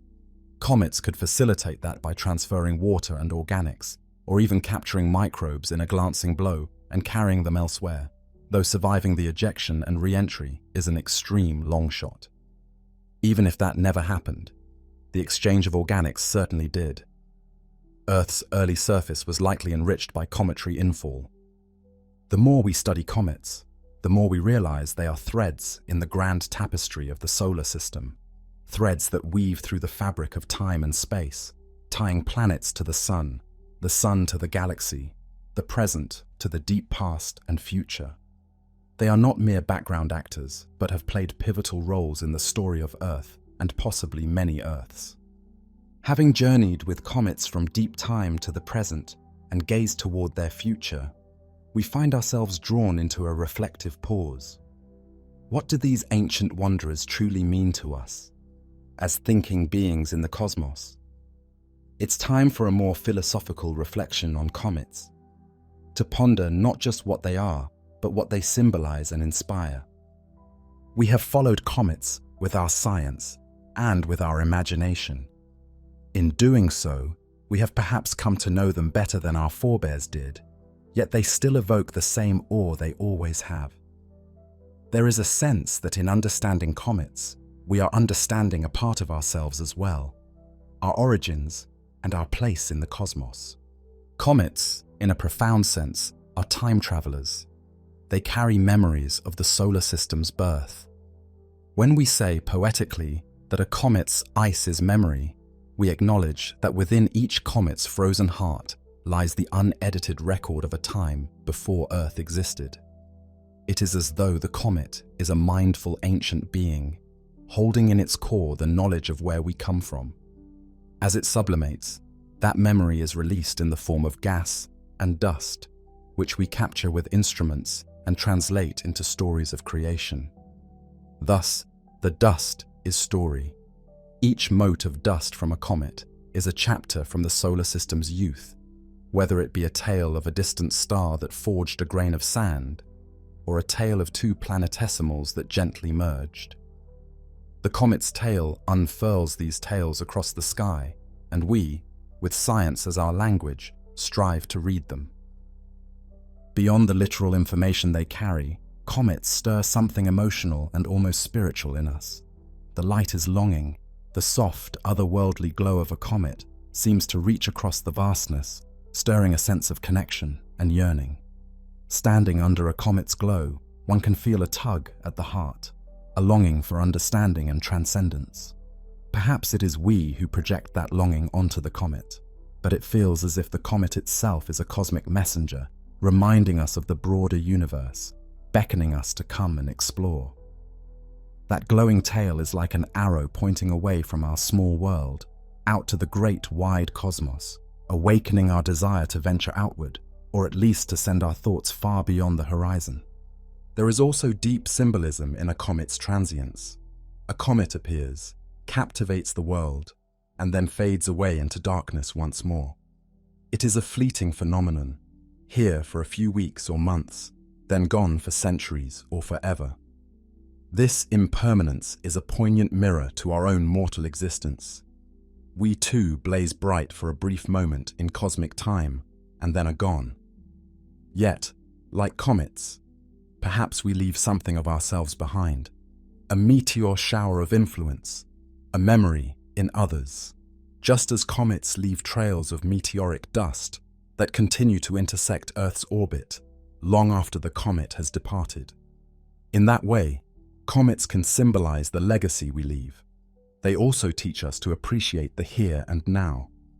Every appearance of a great comet is unique and precious, something to be seized. How many people through history lived their whole lives without seeing a brilliant comet? To see one is a privilege. Comets thus remind us of the importance of witnessing and appreciating rare wonders when they occur. Comets also have a way of humbling us while simultaneously elevating us. When a bright comet dominates the night, we are reminded how small Earth is and how minor our daily concerns are against the backdrop of the cosmos. This is humbling. Many who have watched a comet felt that we are tiny under the stars feeling. At the same time, think of what it means that we, tiny as we are, can comprehend what a comet is. Through intellect and ingenuity, we have plucked the mystery out of that streak of light and identified it as a visitor from the fringes of the sun's domain, perhaps carrying ingredients that built our very bodies. Knowing that elevates us. We are not cowering creatures making up fearful myths. We are active participants in the cosmic story, understanding and even embracing these celestial phenomena. It's often said that we are stardust, and comets drive that truth home. The water in our bodies, the carbon in our cells, some of that is literally from comets or the same primordial cloud that birthed comets. We are linked by chemistry to these objects, and by studying comets, we are, in a way, studying ourselves and our origin. There's a profound unity in that realization. Comets, humans, planets, nebulae. We are all made of the same atoms, all part of the same grand cycle of matter and energy. Comets dramatize that cycle, formed from the solar nebula, possibly contributing to planets, maybe ending as meteor showers falling back to a planet, a full circle. Comets also ignite imagination like few other natural phenomena. They have always done so. They appear as if by magic, change visibly from night to night, and vanish into memory. They provoke questions about the unknown. Even today, a child seeing a comet for the first time might feel the spark of curiosity that leads them to become a scientist, an artist, a storyteller.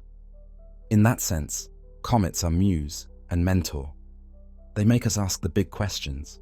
What else is out there? Are we connected somehow to those distant wanderers? Could life travel on a comet? What would it be like to stand on one? Those questions have driven not only science fiction stories, but real scientific inquiry. From a philosophical viewpoint, one might say comets embody the concept of the cosmic journey. They spend most of their time in darkness, far from the sun, a long, cold voyage, and then for a brief time they come into the light, flourish with a tail and coma, then plunge back into darkness. It's a cycle of exile and return, not unlike the mythic hero's journey in storytelling. The comet ventures from the unknown into the known, our visible sky, and back. In that, some see a metaphor for enlightenment.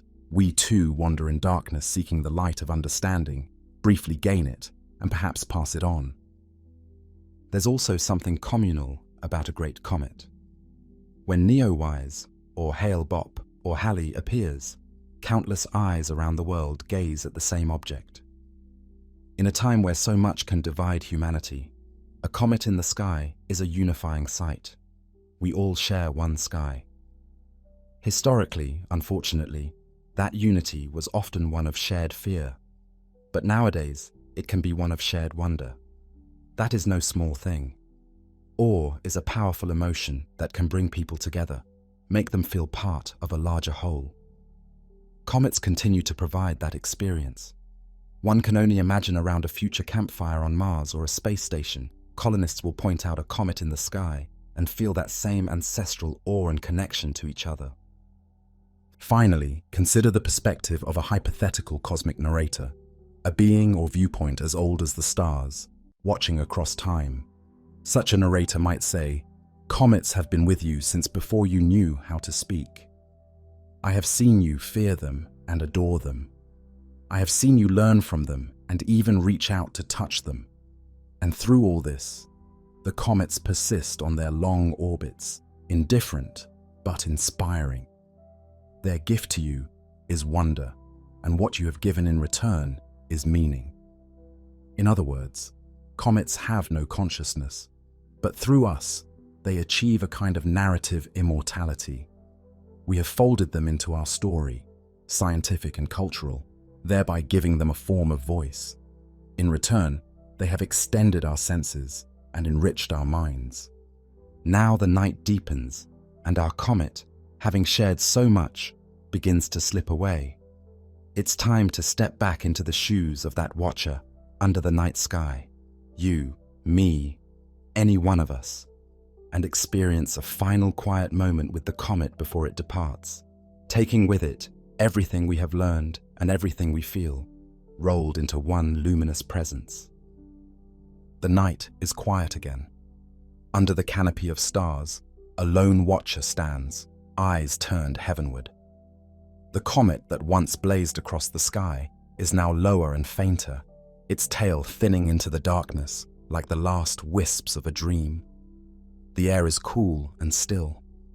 There is a sense of peace, of contemplation, as the watcher keeps her gaze on that fading traveler. She reflects on what she has witnessed. In the course of this one comet's appearance, she has traveled in her mind from the birth of the solar system to the possibility of its death, from the ice in her own glass of water to the ice of interstellar space, from ancient myths to cutting-edge science. The comet, a smudge of light in the sky, has been a portal to all of that. The watcher feels small under the sprawling stars, yet oddly connected to them.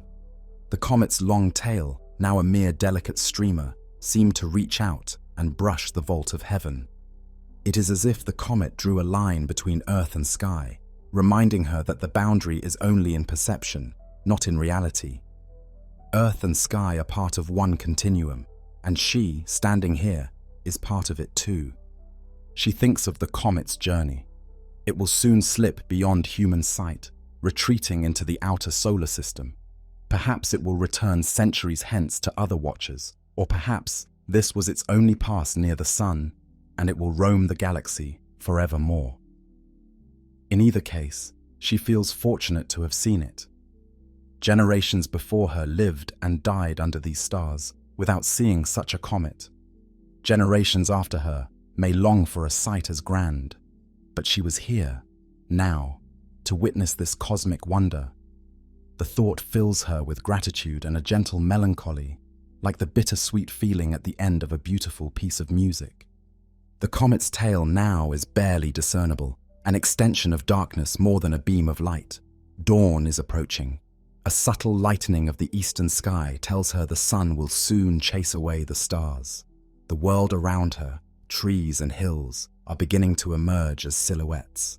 The time of the comet is ending for this night, and indeed, for this apparition.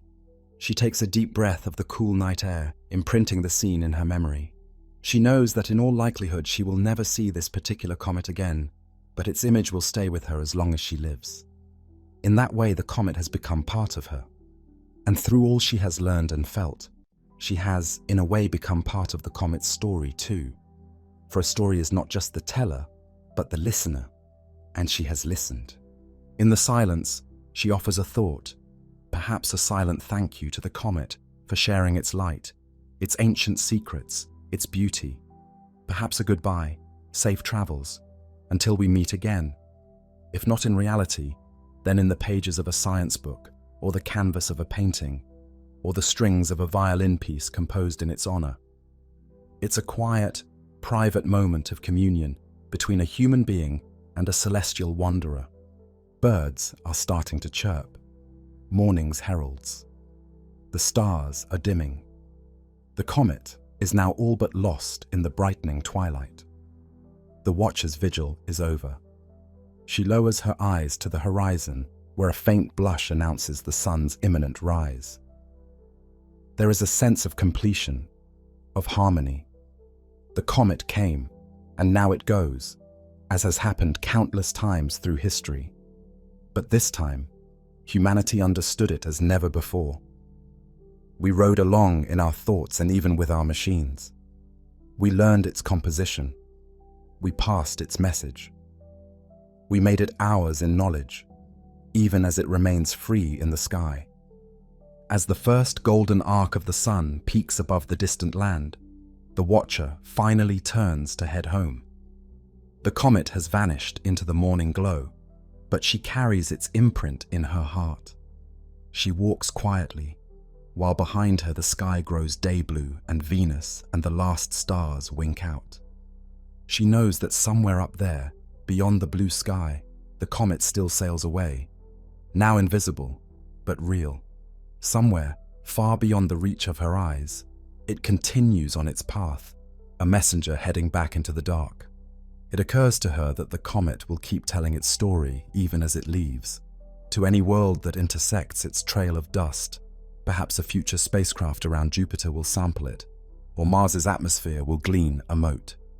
Its influence echoes even when it's gone. In the coming days, life will return to normal. The comet will become a memory shared by those who saw it, a tale to tell those who missed it. Perhaps some will feel changed by it, their perspectives broadened just a little. The watcher certainly does. As she reaches her doorstep, she pauses and looks at the brightening sky one more time. There is no trace of the comet, not even a speck, but she smiles, because she knows it was there. She knows so much more about what it was and is, and yet the experience of it transcended the facts. In her mind's eye, the comet still glows, a phantom image that will stay with her. And she knows that in some sense, the comet will always be with us. Years hence, the meteors from its trail will streak through Earth's atmosphere, perhaps on some August or October night, and people will marvel at those shooting stars without realizing they owe their brilliance to this departed comet. The sky remembers, even if we humans might forget. And there will be other comets, She knows she might not see another great one in her lifetime, though she hopes she will. But certainly, others will come for future generations.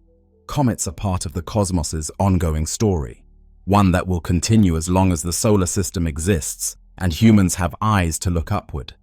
Each comet is different. Each generation sees new ones. But there is a continuity too, the sense of awe they inspire. The sun is now fully above the horizon, casting its first rays on dew-laden grass. The watcher opens her door and steps inside, the warm interior welcoming after the long night. As she closes the door, she whispers a final goodbye to the comet.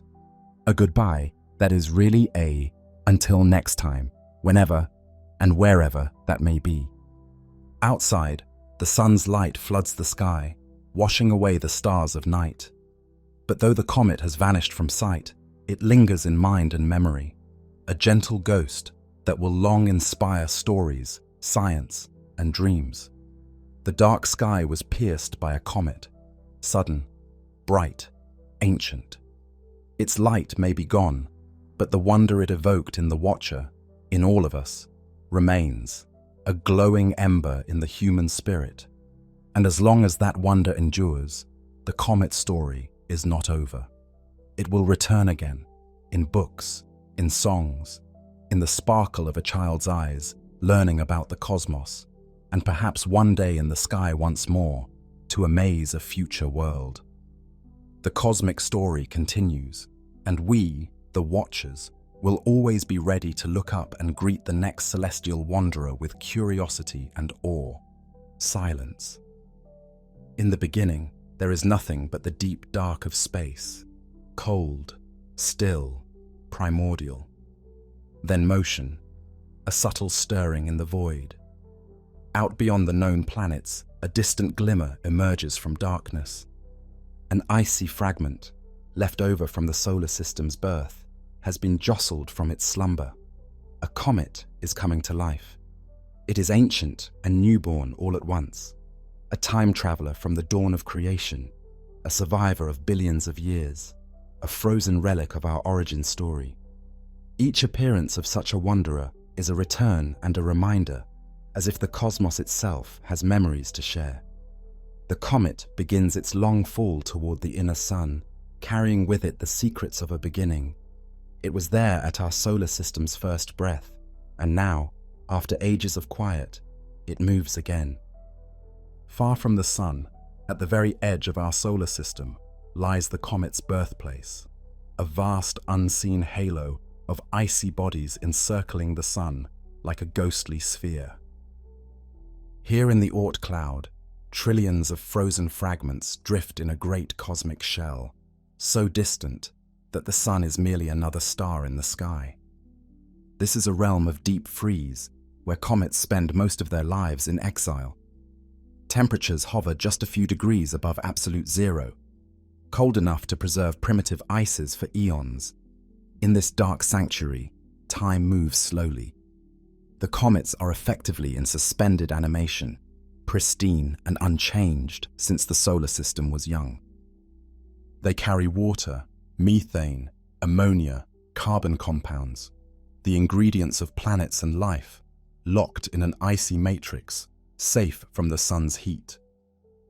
Each one is a fragment of our origin, a piece of the protoplanetary disk cast outwards long ago and kept on ice. For millions upon millions of years, these cosmic snowballs circle invisibly at the solar system's frontier, like embers frozen in ash, waiting for a chance to glow again. What can trigger such a slumbering comet to awaken? Often, it is the gentle but inexorable tug of gravity, a disturbance from outside or within that nudges the comet onto a new path. Perhaps a distant star passes near the sun, and its gravity ever so slightly perturbs the orbits in the Oort cloud. The Milky Way itself exerts a tidal force, a gravitational rhythm that can slowly shake comets loose from their moorings. It has been said that up to 9 out of 10 long-period comets that visit us may owe their journeys to the subtle tide of our galaxy.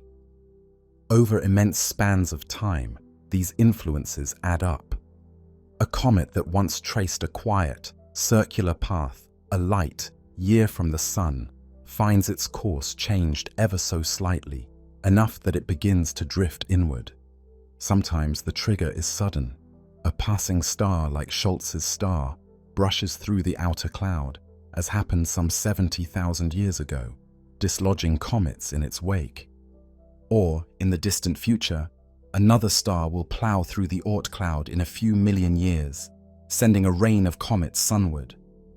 Even the giant planets can play a role for comets that dwell in closer reservoirs. A gravitational nudge from Jupiter or Saturn can redirect a comet from the Kuiper belt or inner Oort disk onto a new, plunging trajectory. And so, by fate or chance, one frozen body is knocked off course. It begins a long fall, pulled inward by the sun's gravity after an eternity in the cold. The silence of the outer dark is broken. The comet has embarked on a voyage that will transform it utterly. At first, as the comet journeys through the outer reaches, nothing visible happens. It is still too far from the sun, an unseen traveler in the interplanetary night. But slowly, inexorably, the solar warmth grows.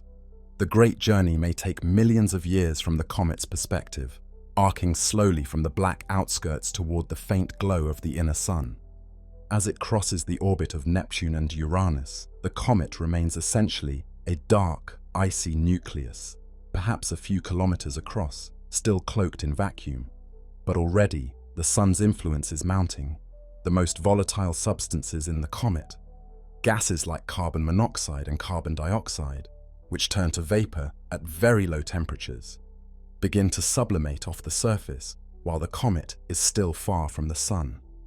Even out near Jupiter's orbit or beyond, a large comet can wake up in subtle ways. Comet Hale, BOP, one of the brightest comets in modern times, was detected venting jets of carbon monoxide when it was further from the sun than Saturn, a ghostly breath in the frigid dark. Such outgassing is almost imperceptible to the naked eye, a faint haze around the nucleus, but it heralds the beginning of a comet's transformation. As the comet draws closer to the inner solar system, the sun's rays grow stronger and the pace of change quickens. Crossing the orbit of Jupiter and heading toward Mars' domain, the comet warms enough for water ice, its primary ingredient, to sublimate. What was once a solid, frozen mass now begins to unleash vapor. Jets of gas burst from beneath the surface, where sunlight heats pockets of ice, carrying with them clouds of dust particles that had been embedded in the ice. A tenuous atmosphere forms around the comet's nucleus. We call this the coma, a glowing halo of gas and dust that envelops the tiny nucleus like a luminous shroud. At first, the coma is thin and small, but as the comet approaches the inner solar system, the coma can expand to enormous size, often tens of thousands of kilometers across, dwarfing the nucleus that spawned it. Around some comets, a vast, invisible cloud of hydrogen gas also blooms, a halo that can be millions of kilometers wide. The traveler that was once a dark, icy rock has become something entirely different, a bright, active comet, announcing itself with a growing cocoon of vapor and dust. Now the sun's influence truly takes hold, sculpting the material blowing off the comet into dramatic structures that sweep across space. Solar radiation, the steady stream of light and energy from the sun, presses upon the dust in the coma, and the smallest particles begin to be pushed outward, away from the sun. At the same time, the sun's wind, a flow of charged particles streaming out at hundreds of kilometers per second, catches the gases of the coma and drags them into a long plume. The result is magical. One coma, but two distinct tails unfurling behind the racing comet. A dust tail blossoms, formed of fine grains of comet dust, reflecting sunlight. It often appears broad and gently curved, a pale fan that can stretch millions of kilometers and often has a yellow-white hue to our eyes.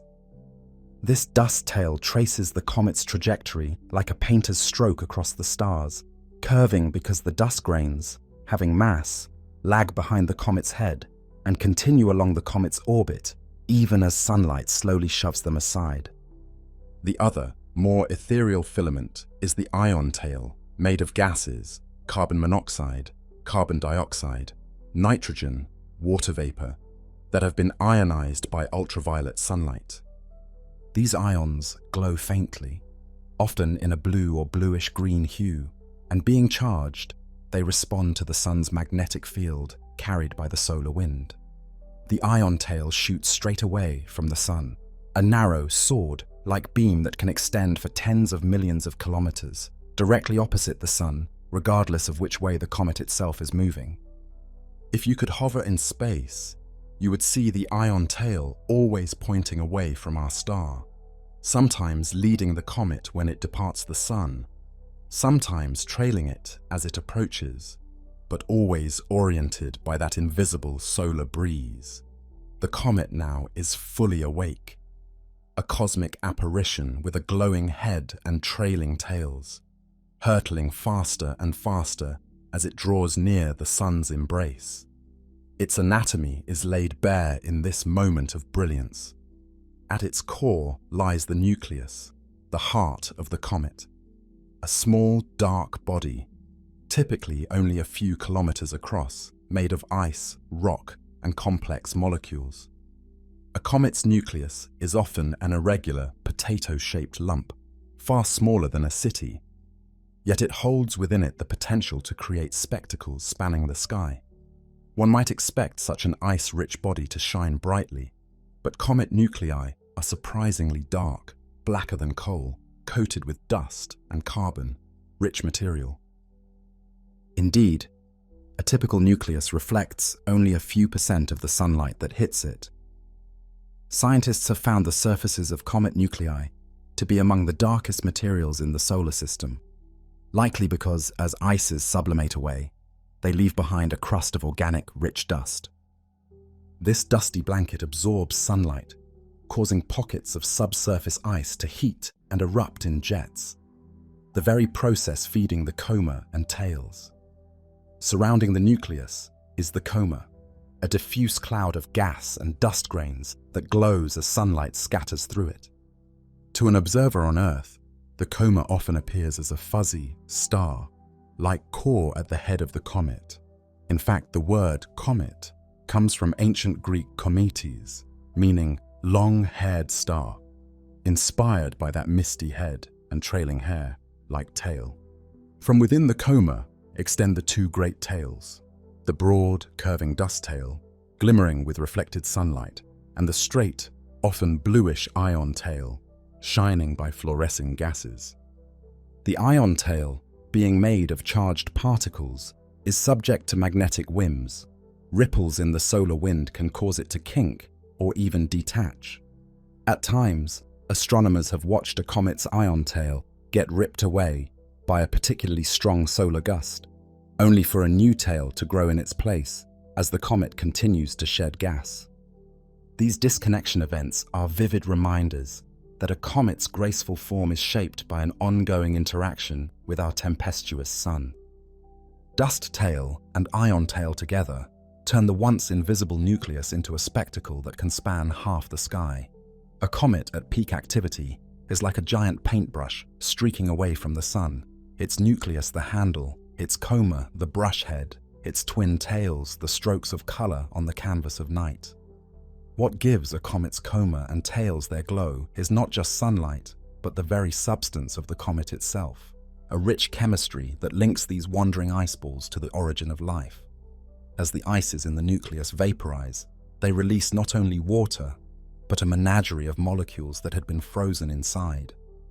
In that diffuse coma, scientists have detected some of the fundamental chemical building blocks that predate biology. There is water, H2O, the same simple molecule that fills Earth's oceans. There is carbon dioxide and carbon monoxide, the same gases that can shroud a planet's sky. Ammonia, methane, molecular nitrogen, simple compounds that carry the essential elements of life, stream away from the warming nucleus. traces of more complex and sometimes toxic gases appear too. Hydrogen cyanide and cyanogen are commonly detected, which in ages past led fearful observers to imagine comets poisoning the Earth. Organic molecules form a substantial part of the outpouring. Formaldehyde, methanol, and other carbon-bearing molecules are common in cometary vapor. Perhaps most intriguingly, comets have been found to contain amino acids, the building blocks of proteins. In 2006, scientists studying samples from Comet Wild 2 discovered glycine, the simplest amino acid, embedded in the comet's dust. It was the first time an amino acid was confirmed in a comet, a discovery suggesting that these objects carry some of life's raw ingredients and can disperse them through space. Comet 67P, Churyumov-Gerasimenko, visited by the Rosetta spacecraft, provided a similar revelation. Rosetta's lander sniffed a suite of organic compounds on 67P's surface, including amino acids and phosphorus, key elements for DNA and cell membranes. It is a profound thought that a comet's brilliant tail, so beautiful to the eye, is in fact laden with the stuff of life's chemistry. Each shimmering trail is like the ghost of an ancient chemistry experiment, dispersing water and carbon across the heavens. This realization has led scientists to hypothesize that comets may have played a pivotal role in Earth's own story. Our planet formed dry and hot, likely unable to retain water in its early years due to intense heat. So where did Earth's vast oceans come from? One idea is that comets, rich in water ice, rained down on the early Earth, delivering water that pooled into seas. Along with water, they could have brought organic molecules, giving a boost to the prebiotic soup from which life emerged. Indeed, comets are time capsules from the birth of the solar system, preserving the kinds of materials that would have been present when Earth was young. Perhaps it was cometary impacts that seeded our infant planet with the volatiles and carbon compounds it needed to become a living world. This is the impact hypothesis for life's origins, that the violent delivery of cometary material was also a gift. Water for oceans, carbon for organic chemistry, maybe even complex organics that jump, started life's emergence. As poetic as it sounds, it finds some support in evidence. Certain comets contain water with isotopic ratios similar to Earth's oceans, implying a common source.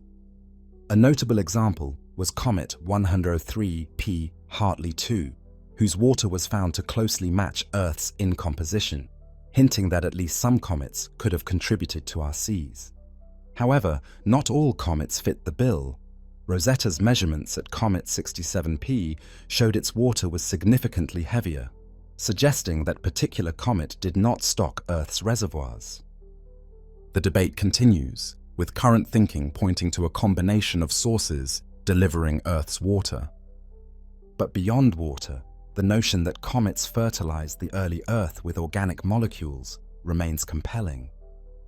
Experiments show that amino acids can indeed form in comet, like ices under cosmic radiation, and comets have clearly shown they carry such molecules. Comets, in this light, are both harbingers and gardeners, capable of sowing life's ingredients, even as they portend destruction. Destruction is the other edge of that cosmic sword.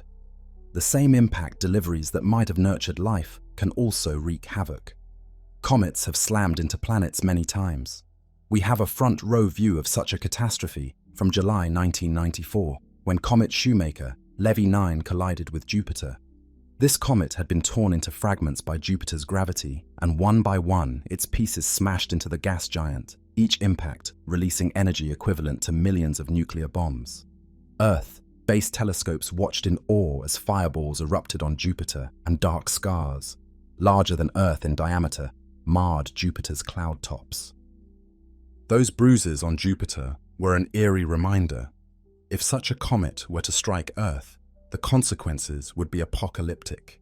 Indeed, some scientists speculate that a comet impact may have caused upheavals on our planet in the past. The mass extinction that ended the dinosaurs 66 million years ago is usually attributed to an asteroid, but it is conceivable a long-period comet could also cause such an event. In more recent geological history, there are hints, albeit controversial, that a sudden climate downturn 13,000 years ago might have been triggered by fragments of a disintegrating comet striking or air bursting over Earth.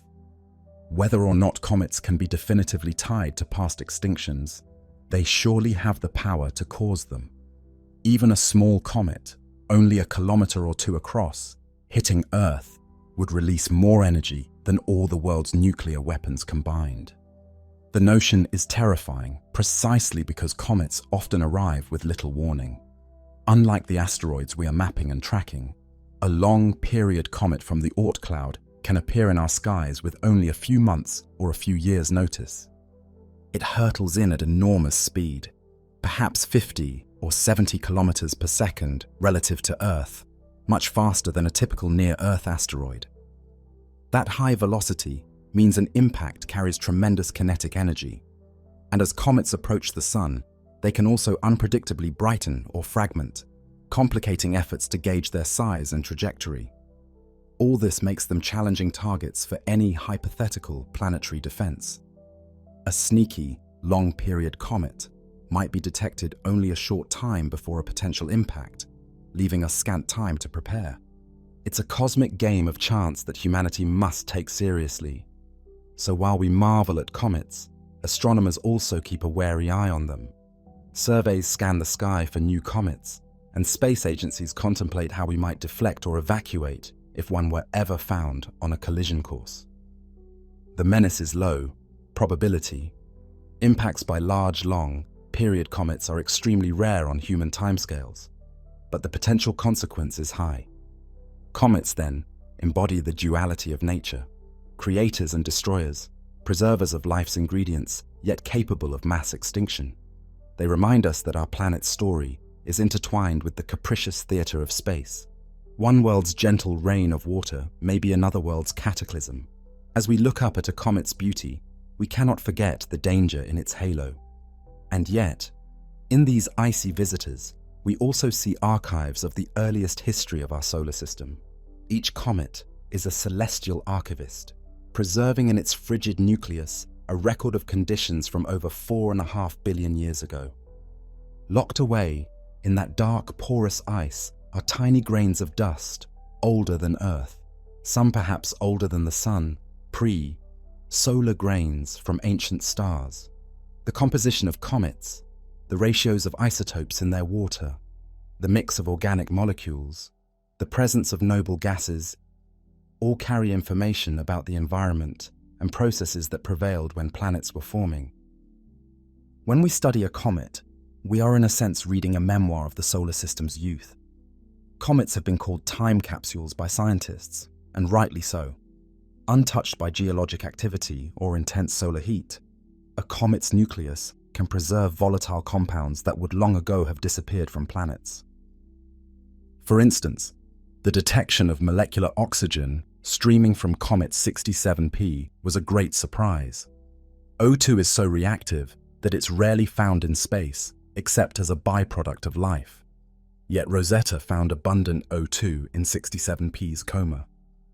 The discovery suggested that the oxygen was primordial, trapped in the comet since the solar system formed, and only now being released. Thus, comets can carry unexpected relics of the chemistry of the protoplanetary nebula. Similarly, the mix of minerals in comet dust has astonished scientists. Samples from Comet Wild 2 contained not just the expected ices and interstellar dust, but also minerals that form at extremely high temperatures, like olivine and CAIs, materials typical of the inner solar system near the early Sun. Their presence in a comet that formed far out beyond Neptune implies a grand radial mixing occurred in the early disk. The infant Sun's ferocious winds or jets must have blown these fire, forged grains outward, or perhaps turbulence stirred the pot. embedding a bit of sun, fire in bodies born in the icy cold. Each comet analyzed gives us another piece of the puzzle of planetary formation, clues to how water was distributed, how organic molecules evolved, how quickly the sun's materials mixed.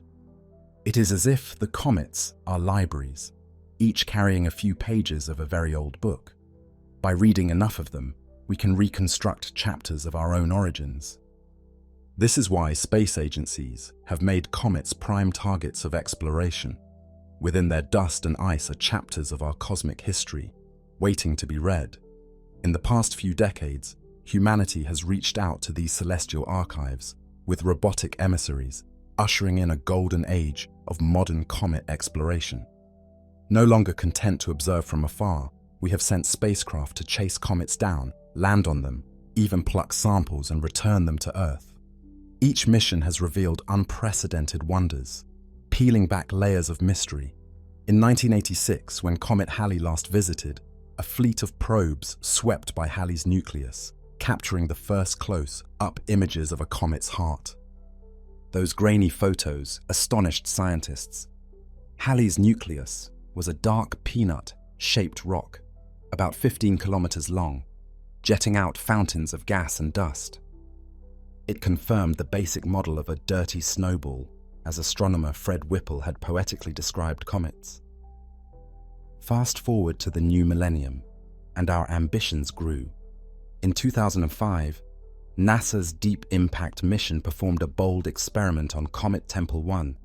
It shot a 370-pound kg copper impactor into the onrushing comet, while the main spacecraft observed from a safe distance.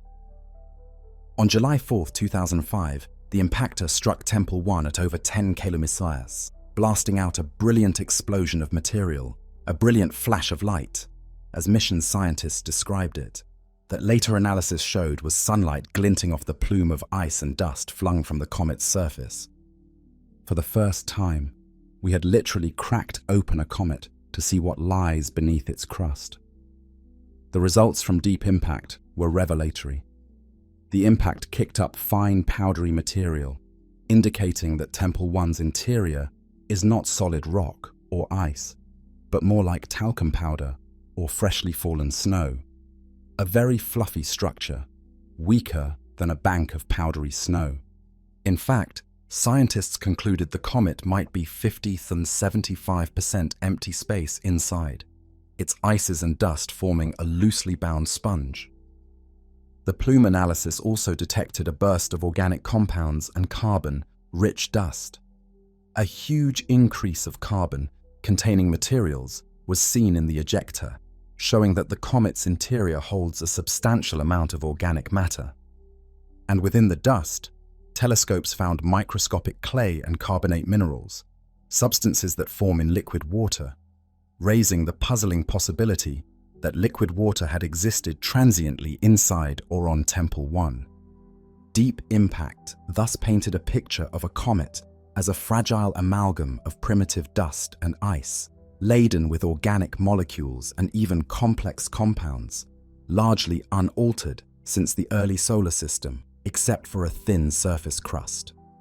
It reinforced the idea that comets could have delivered organics to Earth by demonstrating the richness of organics beneath the surface. The mission also dramatically visualized how comets are eroded by each encounter with the Sun.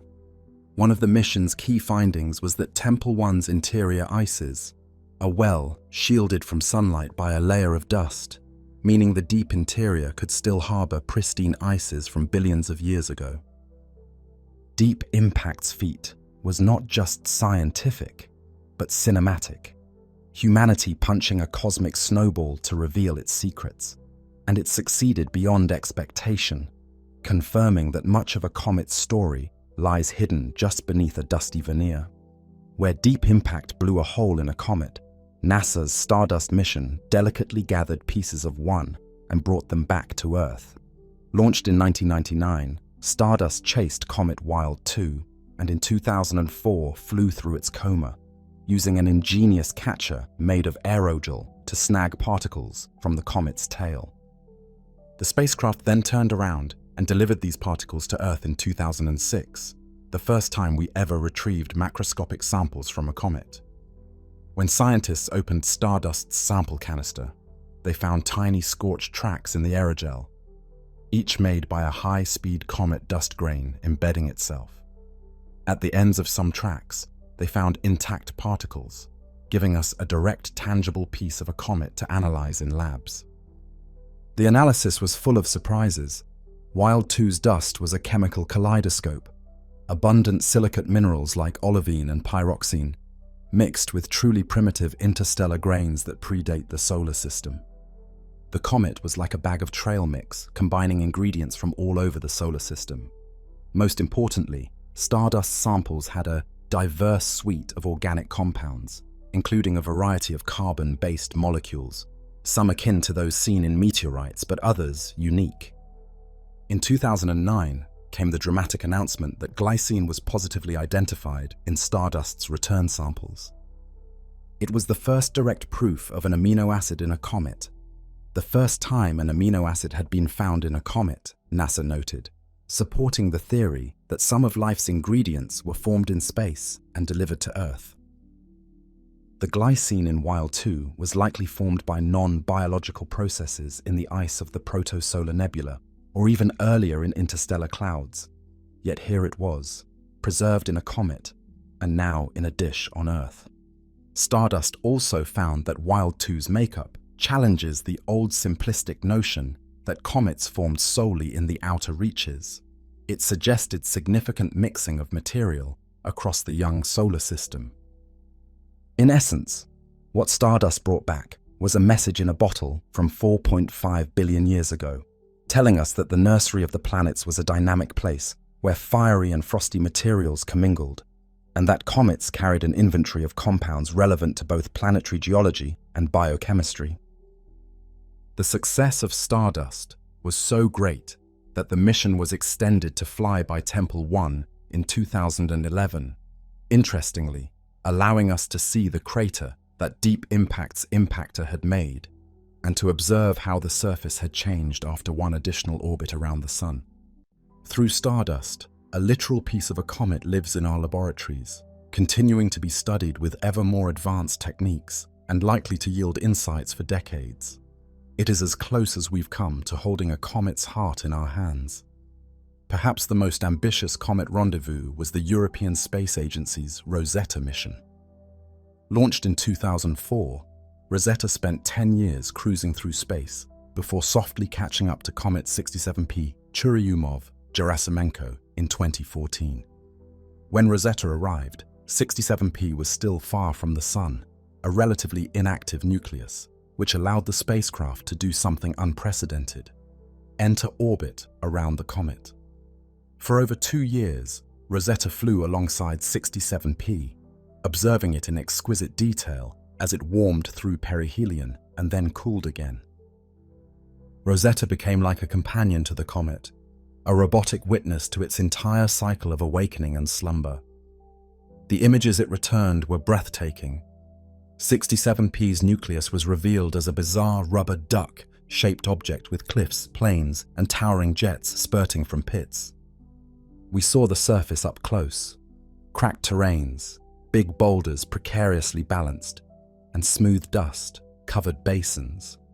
It was clear that even a small comet has a complex geological landscape, shaped by eons of sublimation and perhaps even episodes of fragmentation and re-merging.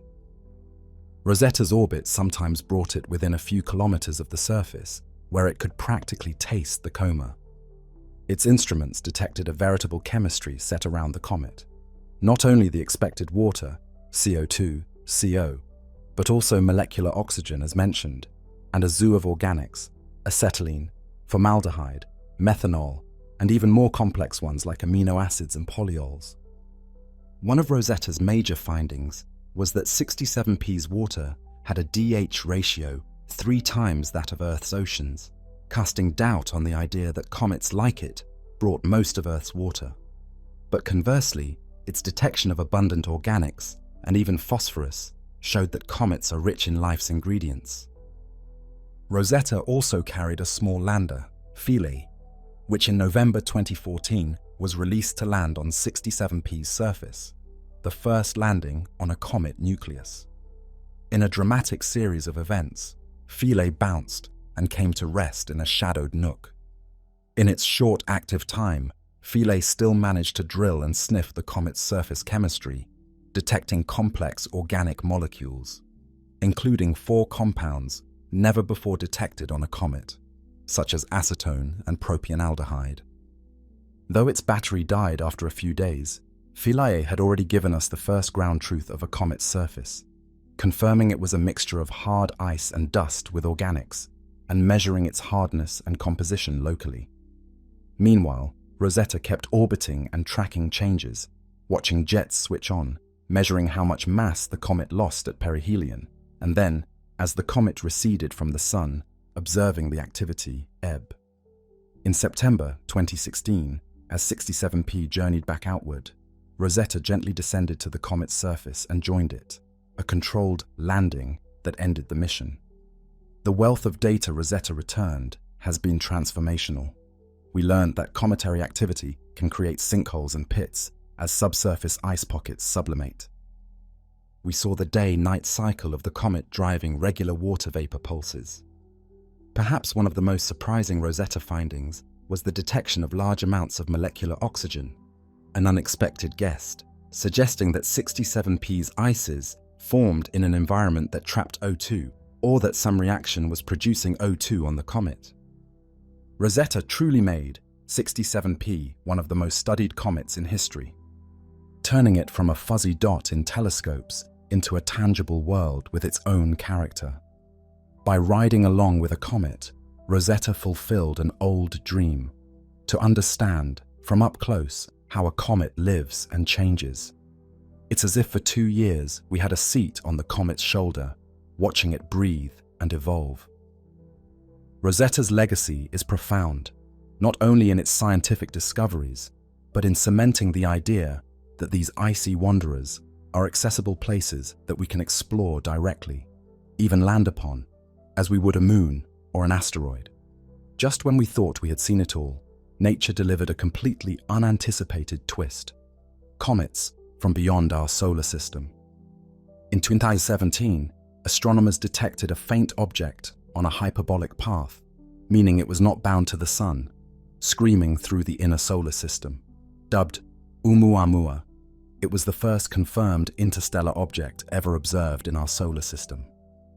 Unlike the comets we know, Oumuamua showed no visible coma or tail. It was more like a mysterious spindle. Its brightness fluctuated dramatically, suggesting an elongated or flat shape tumbling end over end. It passed closest to the Sun and then headed out, exiting just as fast as it came.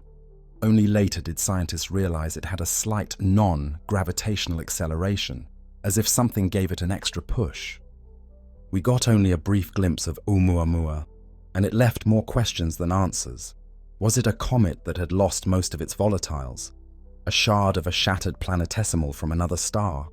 A bizarre iceberg of pure hydrogen or nitrogen ice that outgassed invisibly?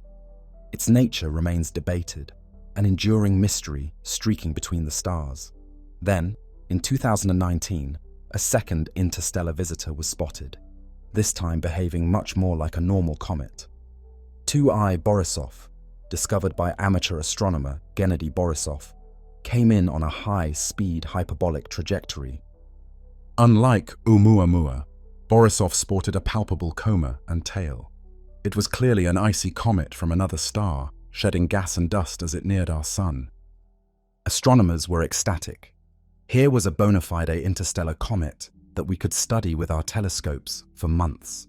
And study it they did. Observations revealed that while Borisov looked similar to comets from our solar system, its composition had intriguing differences. In particular, Borisov was enriched in carbon monoxide. It had significantly more CO relative to water than any solar system comet observed at similar distance.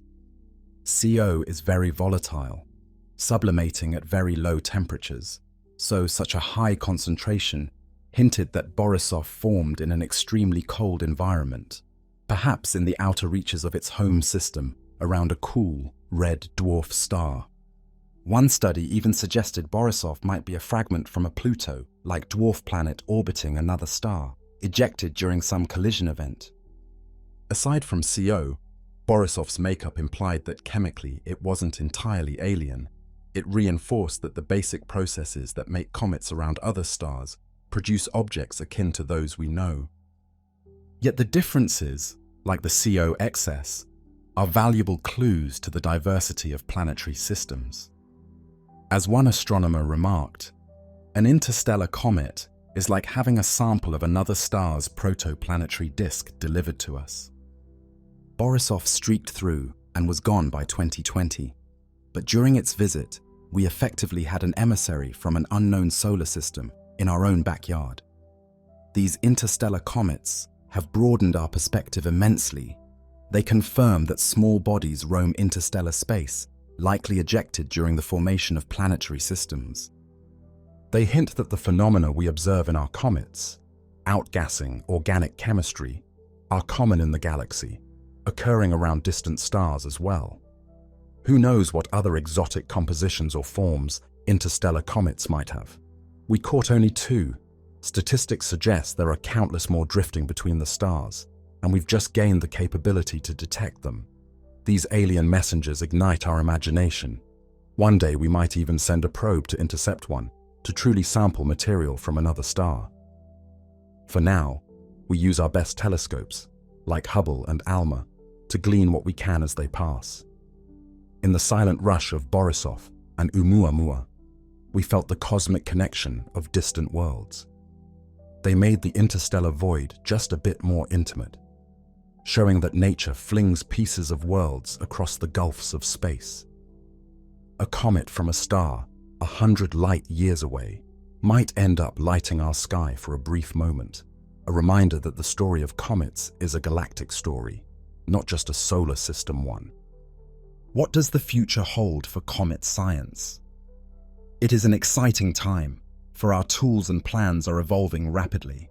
Soon, an era of powerful survey telescopes will dramatically increase the discovery rate of new comets. The Vera C. Rubin Observatory in Chile, set to begin full operations in the mid-2020s, will scan the entire sky nightly with a huge camera. It's expected to find thousands of new comets, including many faint, distant ones that were previously missed. By one estimate, Rubin's 10th-year survey could quintuple the number of known objects in the solar system, effectively illuminating the population of distant long-period comets and maybe even catching incoming comets years before they reach the inner solar system. This means earlier warnings for any potential threats and more time to prepare missions to particularly interesting comets. Rubin might even catch the next interstellar visitor on its way in. Meanwhile, specialized spacecraft are on the horizon to meet comets on their own terms. The European Space Agency is developing Comet Interceptor, a mission scheduled for launch in 2029. Unlike previous missions that targeted known periodic comets, Comet Interceptor will wait at the Sun-Earth L2 point for a suitable target to appear. The idea is to be ready to ambush a truly new comet, ideally one making its first ever approach from the Oort cloud, or even an interstellar comet like Borisov. When such a pristine comet is discovered inbound, Comet Interceptor's trio of probes will deploy and fly by it, imaging it and sampling its environment in detail. This mission concept embraces the unpredictability of comets, essentially saying, we'll be ready when the cosmic dice roll a good one. On the sample, return front, scientists are eager to build on Stardust's success by bringing back a larger, more pristine sample of a comet, including volatile ices. A proposal called CESAR was developed to revisit Comet 67P and collect at least 100 grams of material, carefully isolating the volatiles so that even the sublimation gases could be returned in a sealed container. Though not yet funded, CESAR or similar concepts remain high on the wish list, because having a well-preserved chunk of a comet's nucleus in terrestrial labs could revolutionize our understanding of comet chemistry. We would be able to analyze amino acids for chirality, search for complex organics, and perhaps even prebiotic compounds with the full power of modern analytical chemistry, and precisely date grain components to see if some predate the solar system. Future mission planners also dream of landing on a comet again, this time with rovers or hoppers that could explore multiple sites, or even drilling into a comet to bring up samples from a meter or two down. Technologically, this is challenging. Comet surfaces are low, gravity, uneven, and active, but not impossible. There's also talk of missions to special comets like main belt comets. In fact, the James Webb Space Telescope recently detected water vapor from a main belt comet, confirming that water ice can survive in that region.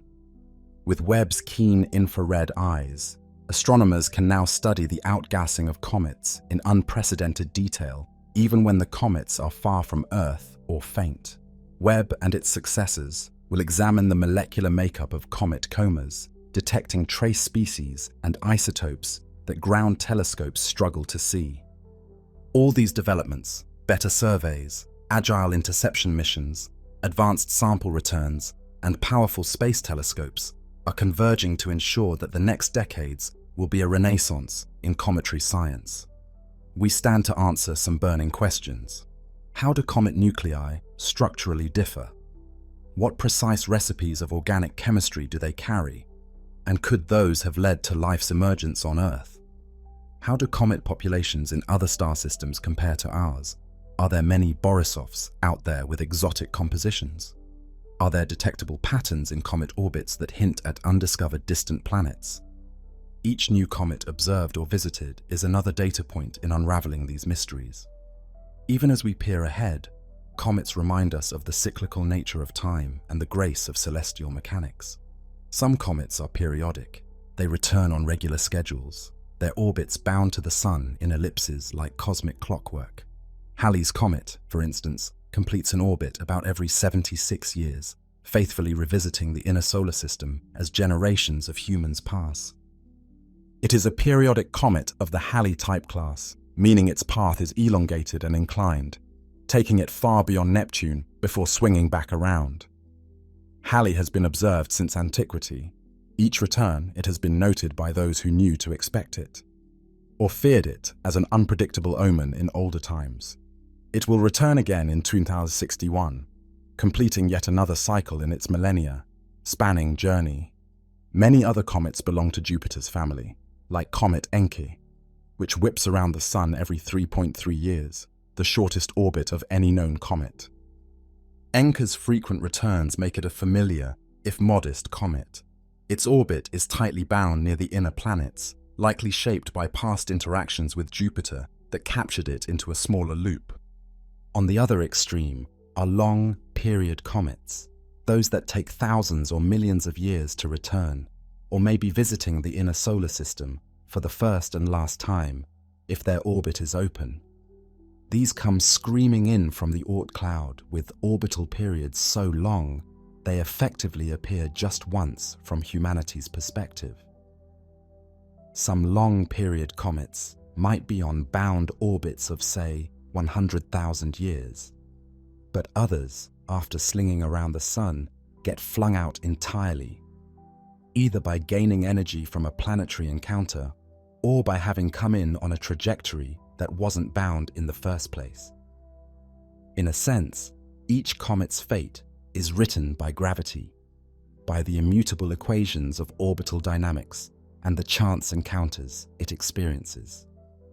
A periodic comet, like Encke, found a stable niche and will likely keep cycling until it gradually evaporates away or a perturbation kicks it out. A comet, like C2012S1, was likely a first-time visitor from the Oort cloud. It dived near the Sun and disintegrated, its fragments carried off on hyperbolic escape paths, never to return. The cycles can also evolve. A long-period comet might be captured into a shorter period by a lucky interaction with Jupiter, or a periodic comet might get tossed out by a similar encounter.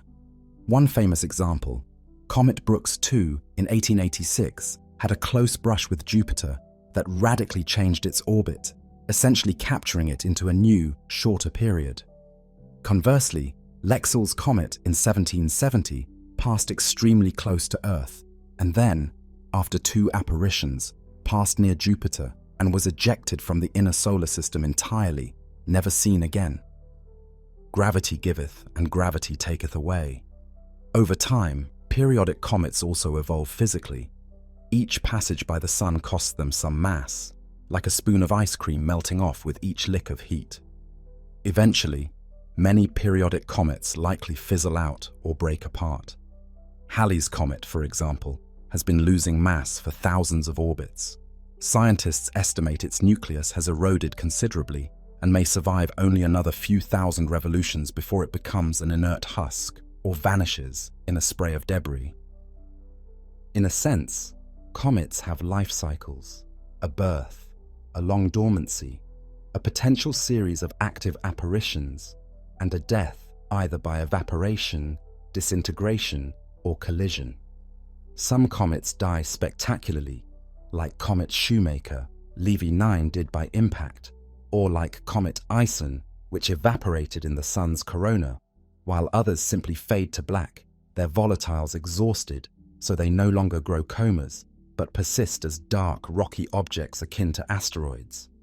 It's thought that a number of near-Earth asteroids might actually be extinct comet nuclei, the remains of comets that died after many orbits of activity.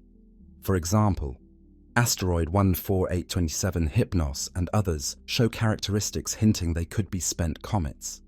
Even Encke's comet itself has much lower activity than one would expect for its size, suggesting it's nearing exhaustion, shedding less material each pass. The torrid meteor showers that grace our skies every year in late October and early November are attributed to debris from Comet Encke's gradual decay. This meteor stream contains not just dust, but possibly larger fragments. Indeed, there's speculation that some Tunguska-sized objects in the torrid swarm are leftover pieces of Encke's parent body, hinting that Encke may be the remnant of a much larger comet that fragmented ages ago. All these patterns, capture, loss, fragmentation, periodicity, illustrate that comets, for all their wandering, follow the rhythms set by gravity. In their paths, we see the fingerprints of planets and forces that have shepherded them. Each comet's orbit is a story of where it came from and what it encountered. Some are near, parabolic, whispering of origins in the dark Oort cloud. Some are tightly elliptical in the plane of the ecliptic, betraying a past in the Kuiper belt or scattered disk. Some, like Halley, have retrograde or inclined orbits, suggesting they were tossed in from the Oort cloud, yet bound to return. Each path is an archive of gravitational interactions. It's humbling that even such seemingly erratic travelers obey the same physical laws that guide planets in their courses. The difference is that comets have 1 foot in Newton's clockwork and 1 foot in chaos.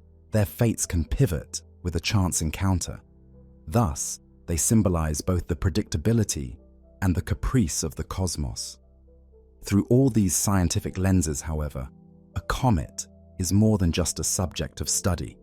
For those who stand under a clear night sky and witness a great comet arcing overhead, there is an undeniable emotional and philosophical impact.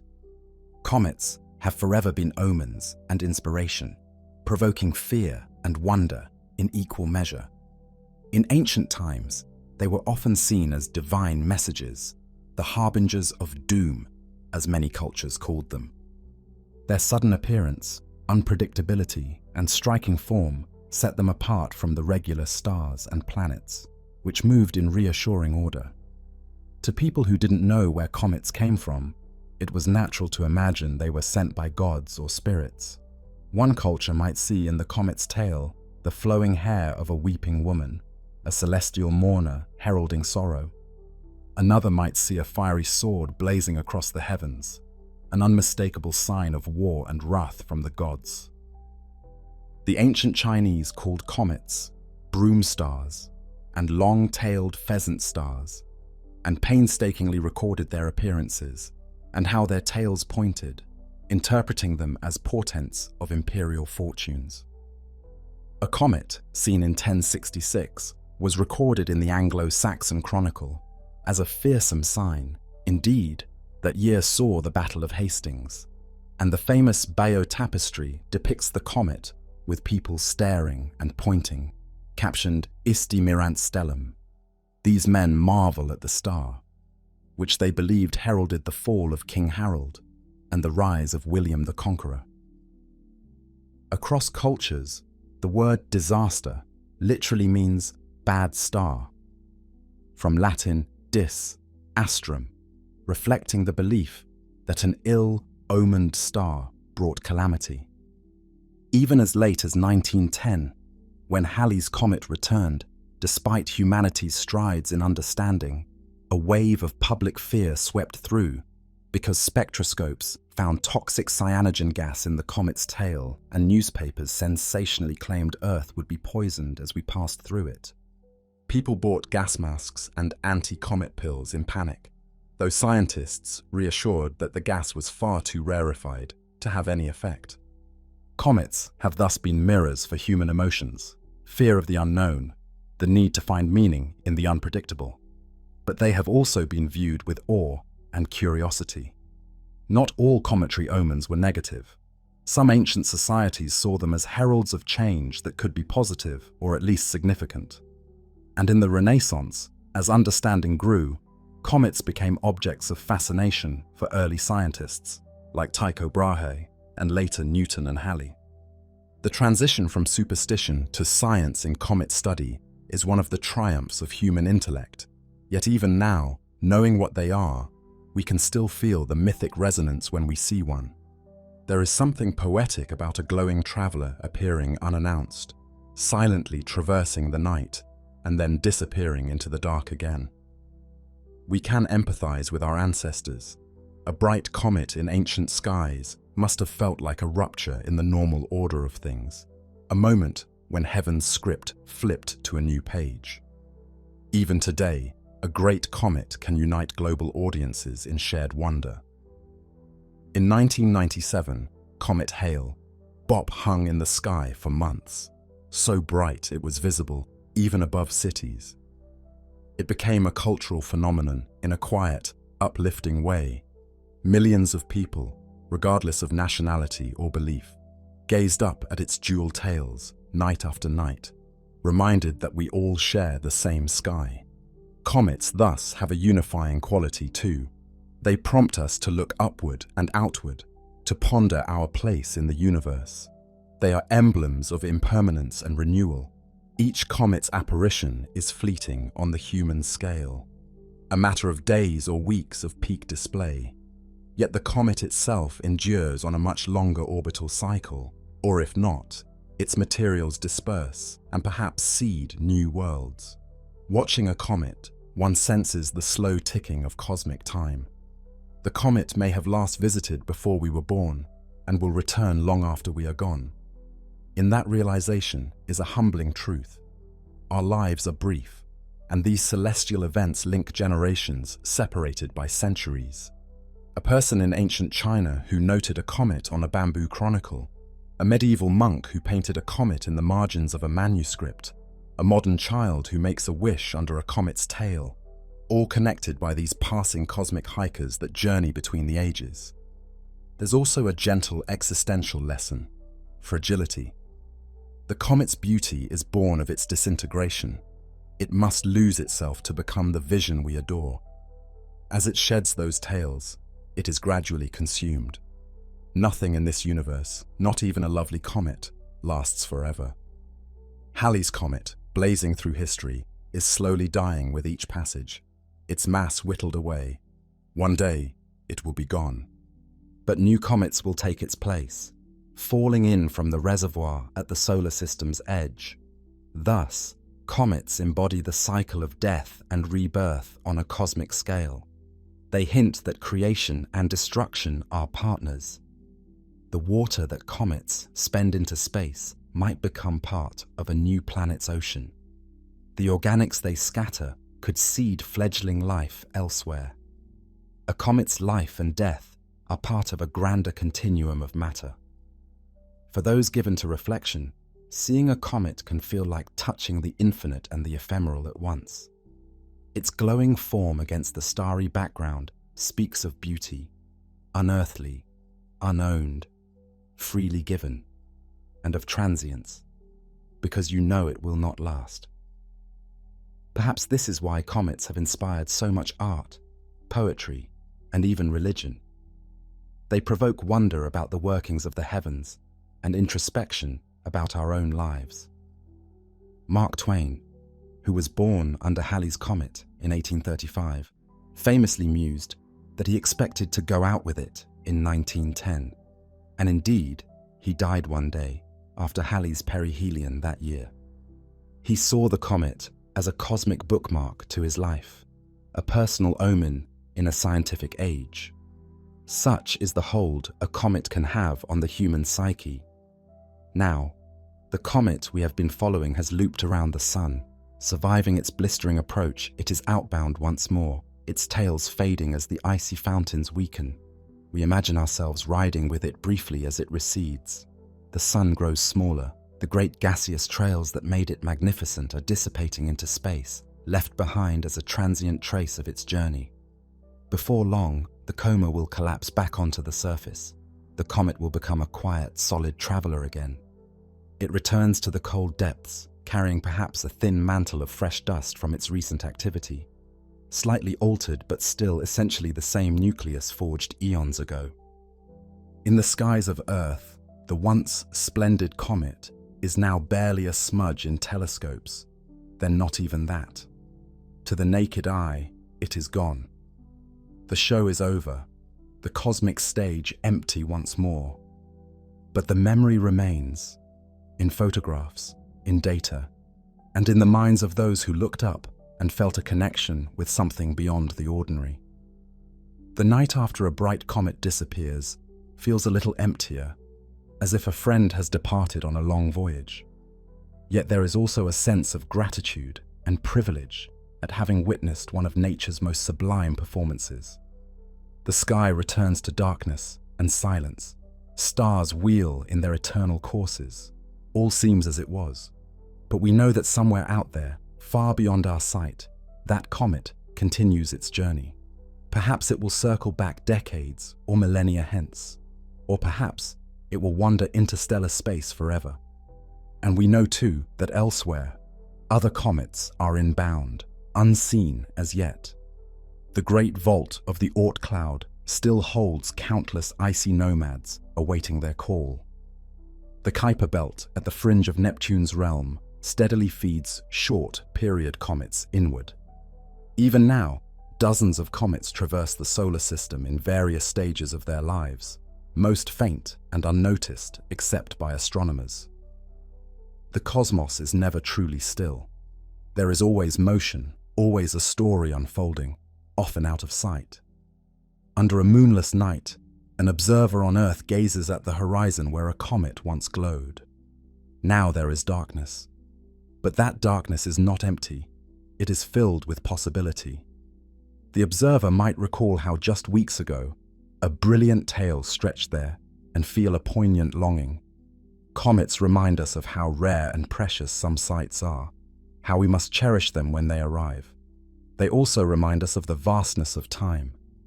We may wait a lifetime to see a great comet, or we might be lucky to see several. It is not for us to command, only to appreciate. And in waiting, we participate in an age, old human experience, sky watching with hope and humility. In the stillness of the pre-dawn hours, the world turns and a new day's light creeps in. The comet's memory melds into the growing glow of sunrise. Yet, somewhere, a comet moves. Perhaps it's our comet of focus, now far away, retreating into solitude with a dwindling tail still gently pushed by the solar wind. Perhaps it's another, just now beginning to feel the first whispers of the sun and growing a tenuous halo in reply. The cycle continues unbroken. One day, another distant glimmer will appear in our telescopes, another celestial visitor announcing itself in the silent language of reflected sunlight. and humanity will aim its curious eyes and instruments at it, studying it, admiring it, wondering about it. The horizon is never truly empty. It is an endless watchtower for the next marvel to rise. In the final meditation of this journey, we return to the image of a lone comet sailing through space. Envision it in the darkness. A tiny nucleus of ice and dust, perhaps peppered with rocky bits, with a faint aura around it. The last vestige of its coma gradually dispersing. It is quiet now, after the frenetic activity near the sun. It has shed material, but it has also gained something intangible. Another chapter in its existence, another imprint on the universe. Ahead of it lies a long arc into the outer solar system. Decades, centuries, or millennia from now, it may reach its farthest point and begin falling inward all over again, or it may escape to the stars, never to return. But at this moment, as it moves away from the sun, there is peace. The comet is alone with its ancient memories. The stars around it are the same that shone when it first formed. The sun, now distant, gently pulls it along a precise path defined by gravity and momentum. A path that is part of the grand design of our solar system. We on Earth continue about our lives, but that comet and others like it persist on the margins of our awareness. They are like the background music of the solar system, usually quiet, occasionally swelling into a crescendo that demands attention. Knowing they are there enriches our view of the cosmos. For beyond the planets and their moons, beyond the asteroid belts and rings, there is this community of nomads that connect the solar system's fringes to its heart. They remind us that the solar system is not static. It has interchange and traffic, a circulation of material. They are messengers carrying water and organics from one realm to another. They are storytellers that can speak of the past and perhaps carry messages to the future. The sky tonight holds no obvious comet, yet someone with a telescope might find a faint one in Cancer or Hydra, a small fuzzy patch that is the only hint of an ongoing miracle. The rest of us wait until the next bright one graces us, and when it does, we will once again stand under the night, perhaps on a cool evening or crisp morning, and watch a silver, blue, or golden tail etched against the stars. We will feel the ancient stirrings that comets evoke, a mix of wonder, a touch of worry, a deep curiosity. We will perhaps whisper to a friend or child, "Look, a comet," joining our voice to a lineage of sky watchers going back to the dawn of our species. The comet will silently arc onward, impervious to our awe, yet somehow giving meaning to it. In the quiet, after the comet's passing, we understand something fundamental. We are part of a universe of cycles and journeys. Our own existence, so brief and small against the cosmic scale, is nonetheless connected to these grand events. The water in our bodies may have been delivered by a comet billions of years ago. The carbon in our DNA could be the very carbon that spent time in a comet's nucleus before becoming part of Earth. We observe the comet externally, but internally, we resonate with it, perhaps because we carry a bit of that stardust within us. The comets, in their peregrinations, illustrate the concept of cosmic impermanence and renewal. Things change, yet some patterns endure. They perish, yet from their remnants new structures can form. In that way, nothing is truly lost, only transformed. The horizon brightens further. Dawn is near. Our imaginary comet friend is now far beyond human sight, but we know it moves on. The stars fade one by one as sunlight paints the sky. The Earth spins toward day, and life goes on under the blue vault, largely oblivious to the celestial dramas overhead. But when dusk comes again and stars peek out, who knows? Perhaps a new visitor will have appeared. We live in expectancy and hope for such moments. Comets have been and will be with us for as long as humanity can look up. They are a bridge between the finite and the infinite, a reminder that while we are tiny, we are also part of something vast and beautiful. In the stillness after the celestial spectacle, one can almost hear the echo of what the comet has whispered. Remember me. Remember this feeling. We are all part of the same story. The sky is quiet now, but beyond the edge of sight, in the great dark between the stars, a spark of ice and dust continues on its way, carrying a tale as old as the solar system, headed for destinations unknown. It moves through the shadow with silent purpose, a wanderer forever. And somewhere, sometime, when the moment is right, it, or one like it, will return, igniting the night once more with its fleeting glory, and the cycle of wonder will begin again. Each ending is a new beginning in the story of comets. The horizon waits. Somewhere, a comet moves. Before time, before space, there was nothing. Not darkness, not a void in which something could drift, for even darkness and emptiness require a place to exist. It was a nothingness beyond comprehension, a silence so absolute that no thought or word could pierce it. In that great silence before creation, no light shone, no sound echoed. All the energies and forces we now know were dormant or absent, in a state that defies human language. It is the canvas of non-existence upon which our cosmos would one day be painted. What does it mean to be born from nothing? This question has haunted philosophers and scientists alike. In ancient myths, the world emerges from chaos, from a giant cosmic egg or the spoken word of a deity in the void. These are human attempts to grapple with the ultimate mystery, how something, the universe, reality, everything we know, could spring into being when there was no before, no bedrock of space or time. In the beginning of our scientific story, there is a similar mystery.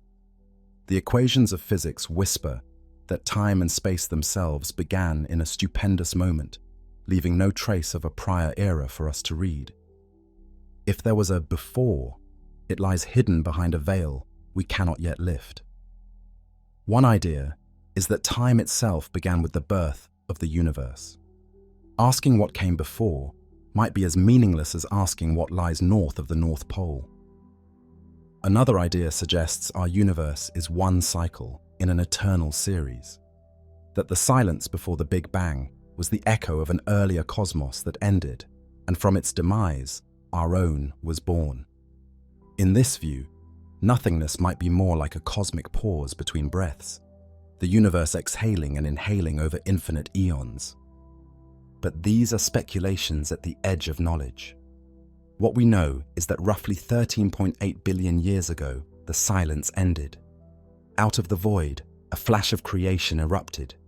In an immeasurable fraction of a second, the universe began. It burst forth from perhaps an infinitesimal point, smaller than an atom, with unfathomable energy. All the matter, energy, space, and time that now exists was concentrated in that embryonic cosmos. The nothingness, whatever it truly was, gave way to a fierce and blazing emergence. The universe was born from nothing in the sense that no pre-existing space cradled it. It made its own space, it made its own time. That first moment was not a normal explosion in space. It was an explosion of space itself. Silence was replaced by a roar of creation, though there were not yet ears or air to carry sound. Darkness was replaced by a searing burst of light, though in truth, the infant universe was so hot that light was immediately trapped, tangled with matter. Still, we speak in metaphors because our minds need them. We imagine a great cosmic dawn breaking over an infinite expanse of nothing, heralding the start of everything. In reality, that dawn was everywhere at once, and the expanse itself was just coming into existence. From absolute silence and emptiness came a thunderous birth. In the first instance, the universe was a tempest of unimaginable energy. Time and space had just unfurled, and everything that would ever be was compressed into an inconceivably dense state. The temperature was so high that the known laws of physics melded together. Forces that today are distinct, gravity, electromagnetism, The forces that bind atomic nuclei were unified in that newborn moment. There were no atoms, no particles as we know them, only a furious blur of pure energy. Then, in a brief flash of less than a trillionth of a second, something extraordinary happened. The universe underwent a growth spurt unlike anything since. We call this moment cosmic inflation. It may have been triggered when one of the fundamental forces, the strong nuclear force, snapped free from an earlier unified state, releasing an enormous energy that drove space to expand exponentially. Space itself expanded at a staggering rate, far faster than the speed of light. This did not violate any cosmic speed limit. Rather, it was space carrying matter along, stretching the very fabric of reality. In that infinitesimal blink, the universe grew from smaller than a subatomic particle to perhaps the size of a grapefruit or larger. To an outside observer, if one could exist, it would have looked like nothing one moment and an entire nascent universe the next. But there was no outside yet, for space itself was young and expanding. Why did inflation occur? What drove this wild expansion? These questions remain on the cutting edge of cosmology. Perhaps an exotic form of energy in the vacuum triggered it, a high-energy state of empty space that suddenly released its energy into the expansion of space. As inflation raged, it ironed out any irregularities. Just as a balloon, when blown up, smooths out its wrinkles, the inflating cosmos became extremely uniform. Any curvature or clumps were stretched thin. Distant regions that could never have contacted each other under normal expansion were, just moments before, intimately close together. Inflation flung them far apart, bestowing the universe with vast size and an almost featureless consistency. Almost, but not entirely featureless. Even in the raging furnace of the very early universe, randomness played its part. The quantum world, with its jittery, unpredictable fluctuations, left faint imprints on the density of that primordial energy. Tiny flickers, slight differences in density and temperature originating from the quantum foam of existence, were trapped and amplified by inflation. As space ballooned, those minuscule fluctuations were stretched to astronomical scales. Where there was ever so slightly more energy in the microscopic chaos, now there was a denser patch of universe. Where there was slightly less, a thinner patch. These differences were unimaginably small, mere 1 part in 100,000 deviations from perfect uniformity. Yet they were profoundly important. In time, those tiny wrinkles in the otherwise smooth cosmos would grow into galaxies, clusters, and great cosmic structures. In essence, cosmic inflation took quantum whispers and made them the blueprint for the stars and galaxies we see today. The inflationary burst was over almost as soon as it began, a fleeting cosmic heartbeat of expansion. When it ended, the energy driving it did not simply vanish. Instead, like a wound-up spring suddenly released, that energy transformed into an immense bloom of particles and radiation. The universe reheated. In that moment, what we typically think of as the Big Bang, a hot, dense explosion of matter and light, occurred. Space became filled with a high-energy plasma, a hot soup of particles. In that newborn fireball, matter and energy were interconvertible. Particles were created and destroyed incessantly. Quarks, electrons, antiquarks, positrons, photons, neutrinos, all kinds of exotic, fleeting particles roiled in a searing broth. Protons and neutrons did not yet exist as bound states. Instead, their constituents, quarks and gluons, swarmed freely. The temperature was on the order of billions upon billions of degrees. Matter and antimatter were being forged in almost equal measure, only to annihilate back into light. For every billion matter-antimatter pairs that annihilated, a tiny bit of matter, perhaps one particle, survived without a partner. That vanishingly small excess of matter was enough to ensure that our universe would not end up empty. It would become the stuff of stars and life. The universe almost became nothing again through mutual destruction, but thanks to that slight imbalance favoring matter, something remained. A few grains of matter per immense volume of energy, the seeds from which all galaxies, stars, and planets would later form. As fractions of a second turned into whole seconds, the universe continued to expand, though at a gentler pace than inflation's mad rush. With expansion came cooling. By the time the universe was 1 second old, it had cooled to billions of degrees and was still filled with a dense plasma of particles and radiation. In that first second, the basic forces of nature settled into their separate identities. Gravity had split off earliest, during inflation. Now the strong nuclear force and electro-weak force had also separated into the forces we know today: strong, weak, electromagnetic. The stage was set for the next steps in cosmic evolution. Amid this churning plasma, something else important happened in those first seconds. Neutrinos, ghostly, nearly non-interacting particles, decoupled. These wisps slipped out of the dense throng and began streaming freely through space, barely impeded by matter. The universe became transparent to neutrinos almost immediately, at around 1 second old. Those neutrinos still travel today as an all-pervasive cosmic neutrino background, a silent kin to the light that would later be set free. They are hard to detect, but they remain one of the surviving whispers of the infant universe. The embryo universe, still less than a minute old, was immensely hot and bright.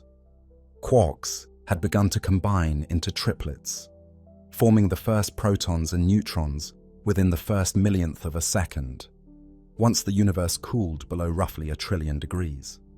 Now, as time passed the mark of a few seconds, the frenetic particle-antiparticle annihilation ended. Most antimatter had paired off and disappeared in a flash of gamma rays, leaving that tiny surplus of matter.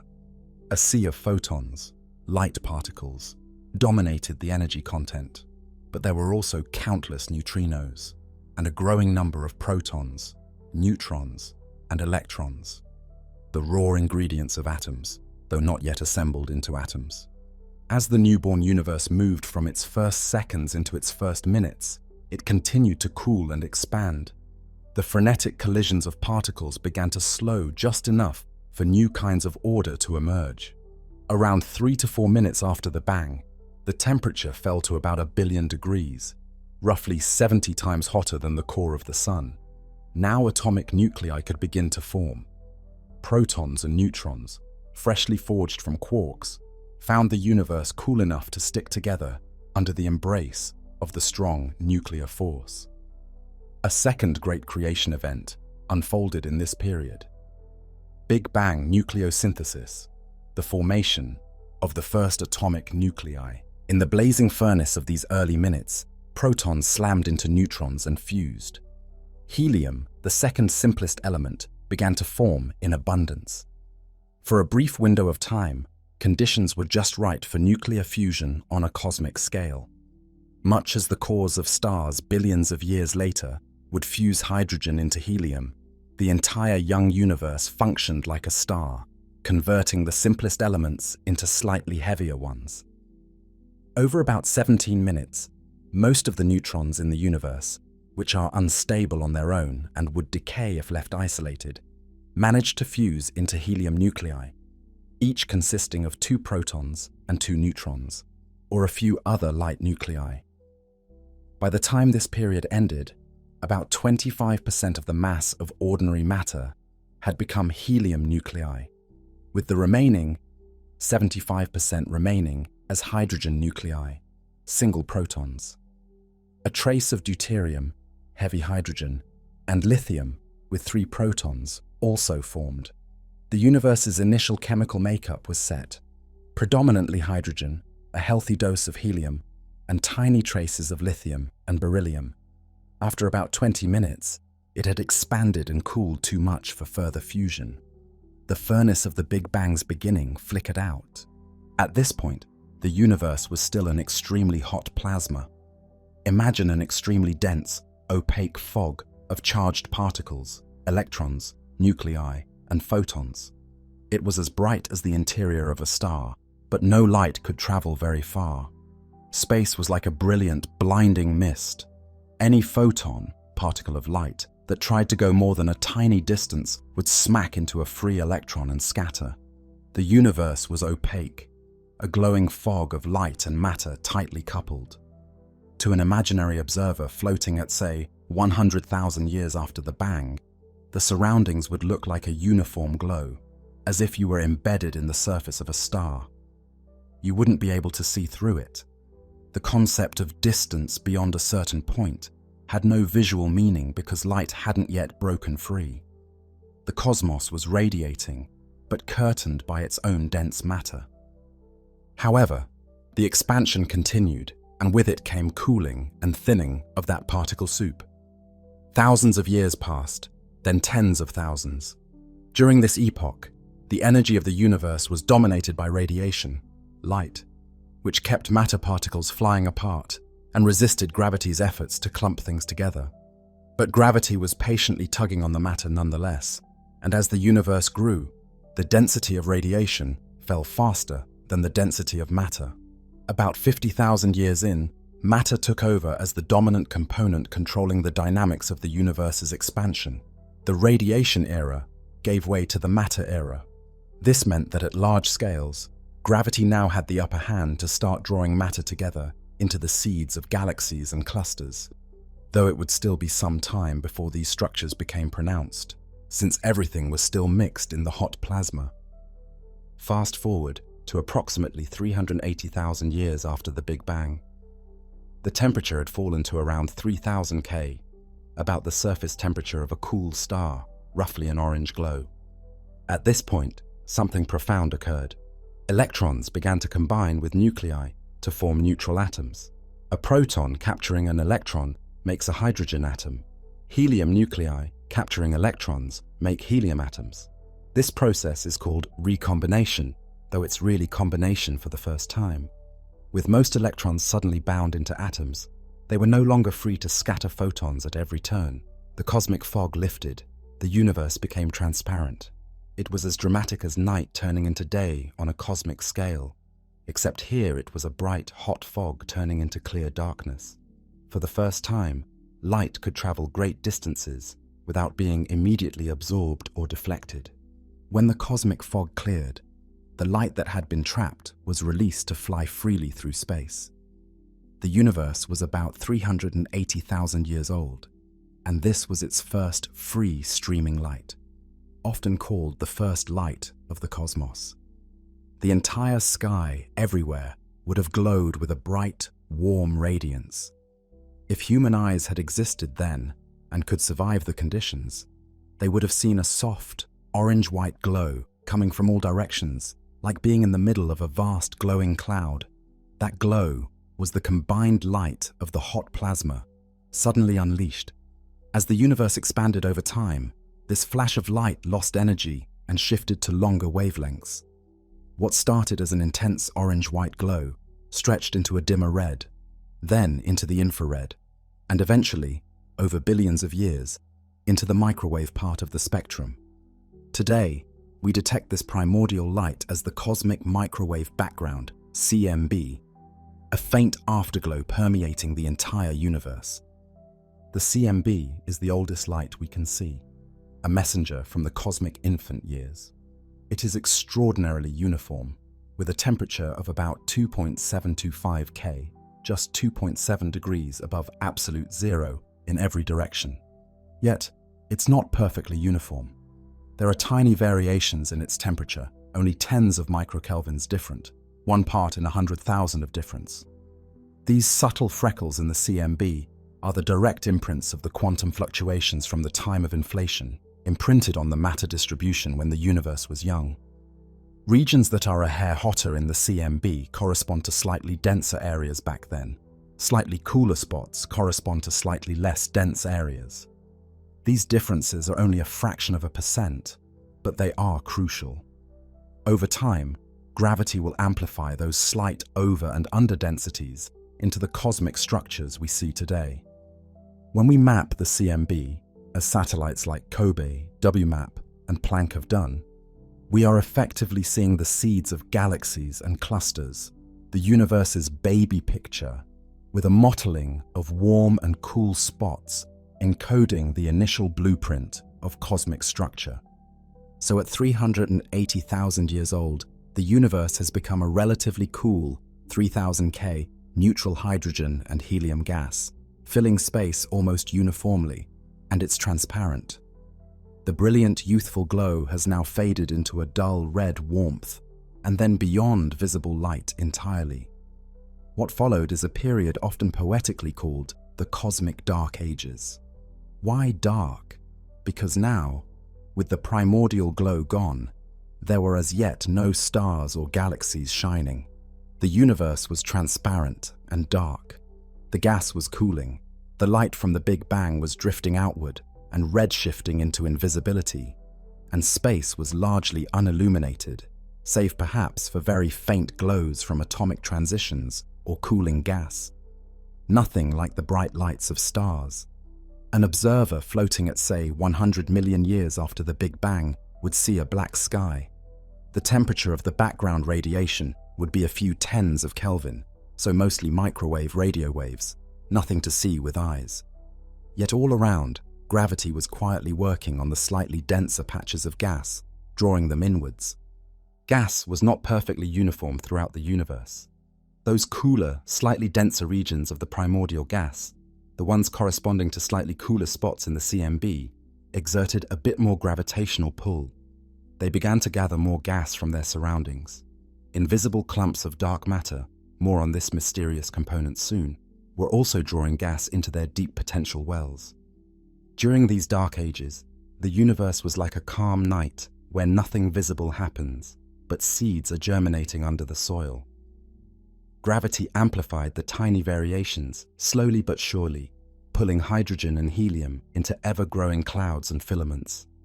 The distribution of matter started to resemble a spider web, dense nodes connected by filaments, with voids in between, though at this early time it was all still diffuse and no stars had lit up. After perhaps a few tens of millions of years, the largest of these gas clouds, particularly where the invisible dark matter had clustered strongly, grew dense enough at their cores to trigger a new phenomenon. The gas at the center of such a cloud, pulled in by gravity, began to heat up as it fell inward. Kinetic energy of infall converted to thermal energy. Eventually, one critical cloud crossed a threshold. Its core reached temperatures of millions of degrees and high pressure. Nuclear fusion ignited. A huge burst of energy was released from the core, and a delicate balance was struck between gravity and pressure. A star was born, the first star in the universe. In pockets across the cosmos, this process repeated. Wherever a pocket of gas became dense and hot enough, a new star lit up. The first stars were likely very massive, dozens or hundreds of times the mass of our Sun, because without heavier elements, like carbon or oxygen in the gas, it couldn't cool as efficiently, and thus fragments of collapsing gas clouds tended to be large. These first stars burned a bright blue-white, extraordinarily luminous, and very short-lived by stellar standards. One by one, like brilliant blue-white beacons, they pierced the cosmic dark. It was as if the universe saw the light of its first campfires, kindling in a vast, cold wilderness, points of illumination sparking up in the blackness. The era of rionization had begun. Each first star flooded its neighborhood with energetic ultraviolet photons. These photons had the power to ionize neutral hydrogen, that is, to knock electrons off atoms. The neutral gas around each new star became electrically charged, ionized, once again, forming bubbles of plasma amidst the neutral background. Initially, these ionized bubbles were small, centered on individual stars or star clusters. But massive stars live briefly. In a few million years, many of them would have died in violent supernova explosions, enriching the surrounding gas with heavier elements like carbon, oxygen, and iron. New stars were born in those same regions, some a bit smaller and longer lived, thanks to the cooling effect of the newly introduced heavy elements. Over several hundred million years, more and more stars formed, and the ionized bubbles around clusters of stars grew and merged. As the first generation of stars grouped into the first proto-galaxies, their combined ultraviolet glow carved out ever-expanding cavities of ionized gas. Imagine the once neutral universe now being Swiss cheesed by growing holes of ionization. Finally, by around 1 billion years after the Big Bang, nearly all the remaining hydrogen in intergalactic space was ionized again. The universe became transparent to ultraviolet light as well, as the last fog of neutral hydrogen was banished from intergalactic space. The Dark Ages had fully ended. The universe was filled with starlight. During this epoch, the cosmic landscape transformed rapidly. Gravity pulled the early star clusters into tighter groups. These groups merged to form nascent galaxies. The first galaxies were smaller and more irregular than the grand spirals and ellipticals we see today. They often were chaotic assemblages of stars, blazing with the light of massive new stars and the explosions of supernovae. Over time, small proto-galaxies merged to form larger ones. The cosmic web, the large-scale structure of matter, became more pronounced. Filaments of dark matter and gas channeled material into the growing galaxies, while vast voids were emptied of matter as it flowed towards the filaments. Some of the early massive stars likely collapsed into black holes after they died. These could have become seeds for the supermassive black holes we find in galaxy centers today. Indeed, by as early as 700 million years after the Big Bang, we have evidence from quasars observed by telescopes that some black holes of billion solar mass scale had already formed and were devouring matter, shining as intensely luminous quasars. That indicates the assembly of galaxies and black holes was well underway very early. In those first billion years, the universe went from a dark, uniform fog to a web of glowing galaxies. It was a dramatic transformation, a kind of cosmic adolescence full of growth spurts and turbulence. Over the next several billion years, this web of structure became ever more complex and beautiful. Gravity and time together sculpted an immense cosmic architecture. Galaxies gathered into groups and clusters, and those clusters themselves drew together into larger complexes called superclusters. On the grandest scales, matter arranged itself in filaments and sheets, weaving around enormous voids. This pattern is the cosmic web. The web forms as the gravitational attraction of matter draws things together along the path of slight initial overdensities. Galaxies are not scattered randomly. They lie along these filaments. Where filaments intersect, we get clusters and superclusters of galaxies, immense nodes of the web. In between lie voids, vast regions with far fewer galaxies, as if the web's threads outline bubbles of nearly empty space. To visualize the cosmic web, imagine looking at a frothy foam or a network of neurons in a brain. Clusters and superclusters are like the knots, filaments like the threads between, and voids like the empty gaps. One filament can stretch hundreds of millions of light years from end to end. Observations have revealed structures such as the Sloan Great Wall and others that span over 1 billion light years. Chains of galaxy clusters lining up.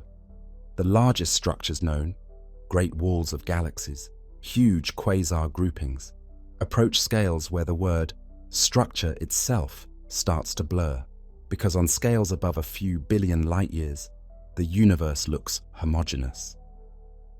Still, these enormous formations amaze us. For instance, one huge grouping of galaxies called the Bootes supervoid, though it's a void, is so large and empty that if galaxies were peas scattered across space, it would be like an expanse, tens of millions of kilometers with only a handful of peas. It's a tremendous volume of space with hardly any galaxies at all, akin to a great cosmic cavern. Within the filaments, galaxies continue to interact. Galaxy clusters, collections of hundreds or thousands of galaxies bound by gravity, form at filament intersections. Our own galaxy, the Milky Way, is part of a small cluster or group called the local group. which in turn sits on the outskirts of the Virgo supercluster, which itself is part of an even larger structure, often called Laniakea, a supercluster complex spanning 500 million light-years. Our local group contains the Milky Way, Andromeda, and dozens of smaller galaxies. Laniakea, a Hawaiian word meaning immeasurable heaven, includes the Virgo cluster and hundreds of other groups, all flowing within a common gravitational basin. It is just one of many superclusters in the observable universe. Even within our local group, cosmic evolution continues. The Milky Way and the Andromeda galaxy are drifting inexorably toward each other. In about 4 billion years, they will merge, forming a new, larger galaxy. This will be a slow-motion collision. Stars are so far apart that few, if any, stars will hit head-on. But the two galactic disks will distort and blend, likely forming a big, elliptical galaxy with a new structure. Such mergers have happened countless times in cosmic history, especially in clusters where galaxies are crowded. It's one way galaxies grow and transform. Our own eventual merger is just a small chapter in the long story of structure formation, but it highlights that even galaxies themselves are impermanent, ever-changing. The cosmic web forms a sort of scaffolding that cradles everything that exists within the universe. And remarkably, the shiny galaxies we see, the gas, dust, and stars, are only a small fraction of the matter involved in this structure. There is an invisible component called dark matter that outweighs the ordinary matter by about 5 to 1. Dark matter neither emits nor absorbs light, so we don't see it directly, but its gravity betrays its presence. It was dark matter that seeded the cosmic web. During the Dark Ages, dark matter clumped under gravity. It does not interact via light or pressure, so it started collapsing even when normal matter was still a hot plasma. These dark matter clumps served as gravitational wells, pulling in ordinary gas after it became neutral. Without dark matter, the gas alone might have taken much longer to form stars and galaxies, but with it, structure formation was boosted. Every galaxy sits in a cushion of dark matter, a dark halo, much more massive and extended than the galaxy's visible extent. In clusters of galaxies, the combined dark matter of the cluster creates deep potential wells that hold the cluster together. In fact, observations of galaxy clusters in the 20th century first provided evidence of dark matter. Galaxies were moving too fast to be held by visible matter alone. So one can picture the cosmic web as an invisible framework of dark matter, upon which gas settled and cooled to produce galaxies. The luminous matter traces the patterns drawn by dark matter's gravity. By around 5 billion years after the Big Bang, many of the structures we see today were in place. The cosmic web was well established. Galaxies had matured and grouped into clusters and superclusters. Stars had been forming for billions of years in those galaxies. In fact, the peak of star formation in the universe likely occurred around 3 to 4 billion years after the Big Bang, when galaxies were in a star-bursting frenzy. After that peak, star formation gradually declined as the gas reservoirs in galaxies were used up or heated or expelled by various processes. In fact, around this midpoint in cosmic history, the conditions were ripe for planetary systems like our own to form. Generations of earlier stars had enriched the interstellar gas with heavy elements, carbon, iron, oxygen, etc., forged in stars and supernovae. In one typical spiral galaxy, our Milky Way, a cloud of such enriched gas and dust collapsed around 4.6 billion years ago to form a new star, our Sun, and a retinue of planets. This was possible because at least 9 billion years had passed since the Big Bang, allowing multiple cycles of star birth and death to scatter the ingredients for planets. Our Sun lit up in a relatively quiet corner of the Milky Way, and around it formed a system of planets, including Earth. On that young Earth, formed from cosmic dust and the debris of earlier stars, complex chemistry began to brew in its oceans and atmosphere. By a few 100 million years after Earth's formation, life arose. Simple at first. Over eons, that life became more complex, leading to creatures that could look up and marvel at the stars. In this way, we humans are very much a product of cosmic evolution. The calcium in our bones, the iron in our blood, the oxygen we breathe, all were forged in long-dead stars and scattered through space, incorporated into the sun and earth, and ultimately into us. Our emergence is an exquisite example of the universe giving rise to organized complexity capable of contemplating itself. While this was happening on the scale of galaxies and life, another, even larger scale drama was unfolding in the background: the expansion of the universe itself. Since the Big Bang, the universe has been expanding, but for a long time, it was expected that this expansion should be slowing down due to the pull of gravity. Indeed, for the first few billion years after the Big Bang, the expansion was decelerating. The mutual gravity of all the matter in the cosmos was putting the brakes on the expansion. Galaxies, though being carried apart, were doing so at an ever-slowing rate. One might have imagined that given enough time, the expansion might even stop and reverse if gravity was strong enough. However, about 6 or 7 billion years after the Big Bang, roughly at the time our sun formed, something curious started to happen. The expansion began to speed up again. Galaxies started to recede from each other faster and faster. This discovery, made by observing distant exploding stars, supernovae, in the late 20th century, was revolutionary. It implied the presence of a new ingredient in the cosmic recipe, something pushing the universe outward. We call this mysterious influence dark energy. Dark energy is the name we give to the unknown cause of the accelerated expansion. It appears to act much like what Einstein once hypothesized as a cosmological constant, an intrinsic energy of empty space. Einstein originally introduced such a term to allow for a static universe, then removed it when expansion was discovered, reportedly calling it his biggest blunder, not realizing the universe actually does have a similar effect present.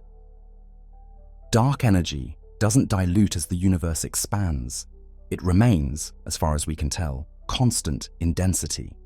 As space grows, the total amount of this energy increases, because more volume times the constant density yields more energy. In effect, dark energy is like an anti-gravity pressure uniformly filling space, pushing things apart. For the first several billion years, dark energy was negligible compared to matter. Matter's gravity was slowing the expansion. But as matter spread out and its density dropped, dark energy eventually became significant. About 5 billion years ago, dark energy's repulsive effect overtook the self-gravity of matter in the universe. The expansion, which had been slowing, stopped decelerating and began to accelerate. Small distances, like within galaxies or clusters, weren't affected. Those structures are bound by much stronger local gravity. But on large scales, between clusters and superclusters, the gaps began to widen faster and faster. To picture the effect of dark energy, imagine the universe's expansion as a ball that was thrown upward, the Big Bang being the throw. First, the ball climbs, but slows, gravity's pull. Then, unexpectedly, it starts accelerating upward as if pulled by an unseen force. Dark energy is akin to that unseen force, accelerating the expansion of the cosmic ball. Another analogy: think of 2 points in space with a spring between them, gravity, and an expanding rubber sheet under them, space itself expanding. Initially, the spring slows their separation, but if the rubber sheet stretching, dark energy, grows strong enough, it will overcome the spring, and the points will fly apart faster and faster. The simplest form of dark energy, consistent with observations, is a true cosmological constant, an unchanging energy woven into the fabric of space-time. If that is the case, then the fate of the universe is a continual acceleration. Distant galaxies will recede at ever-increasing speeds. Eventually, far in the future, distant galaxies currently visible will be carried beyond our horizon of visibility because space is expanding so fast that light from them can no longer reach us. The night sky over tens of billions of years will grow emptier as galaxies vanish from view one by one. Today, Dark energy makes up about 68% of the total energy content of the universe. Matter is about 32%, of which about 27% is dark matter and 5% normal matter.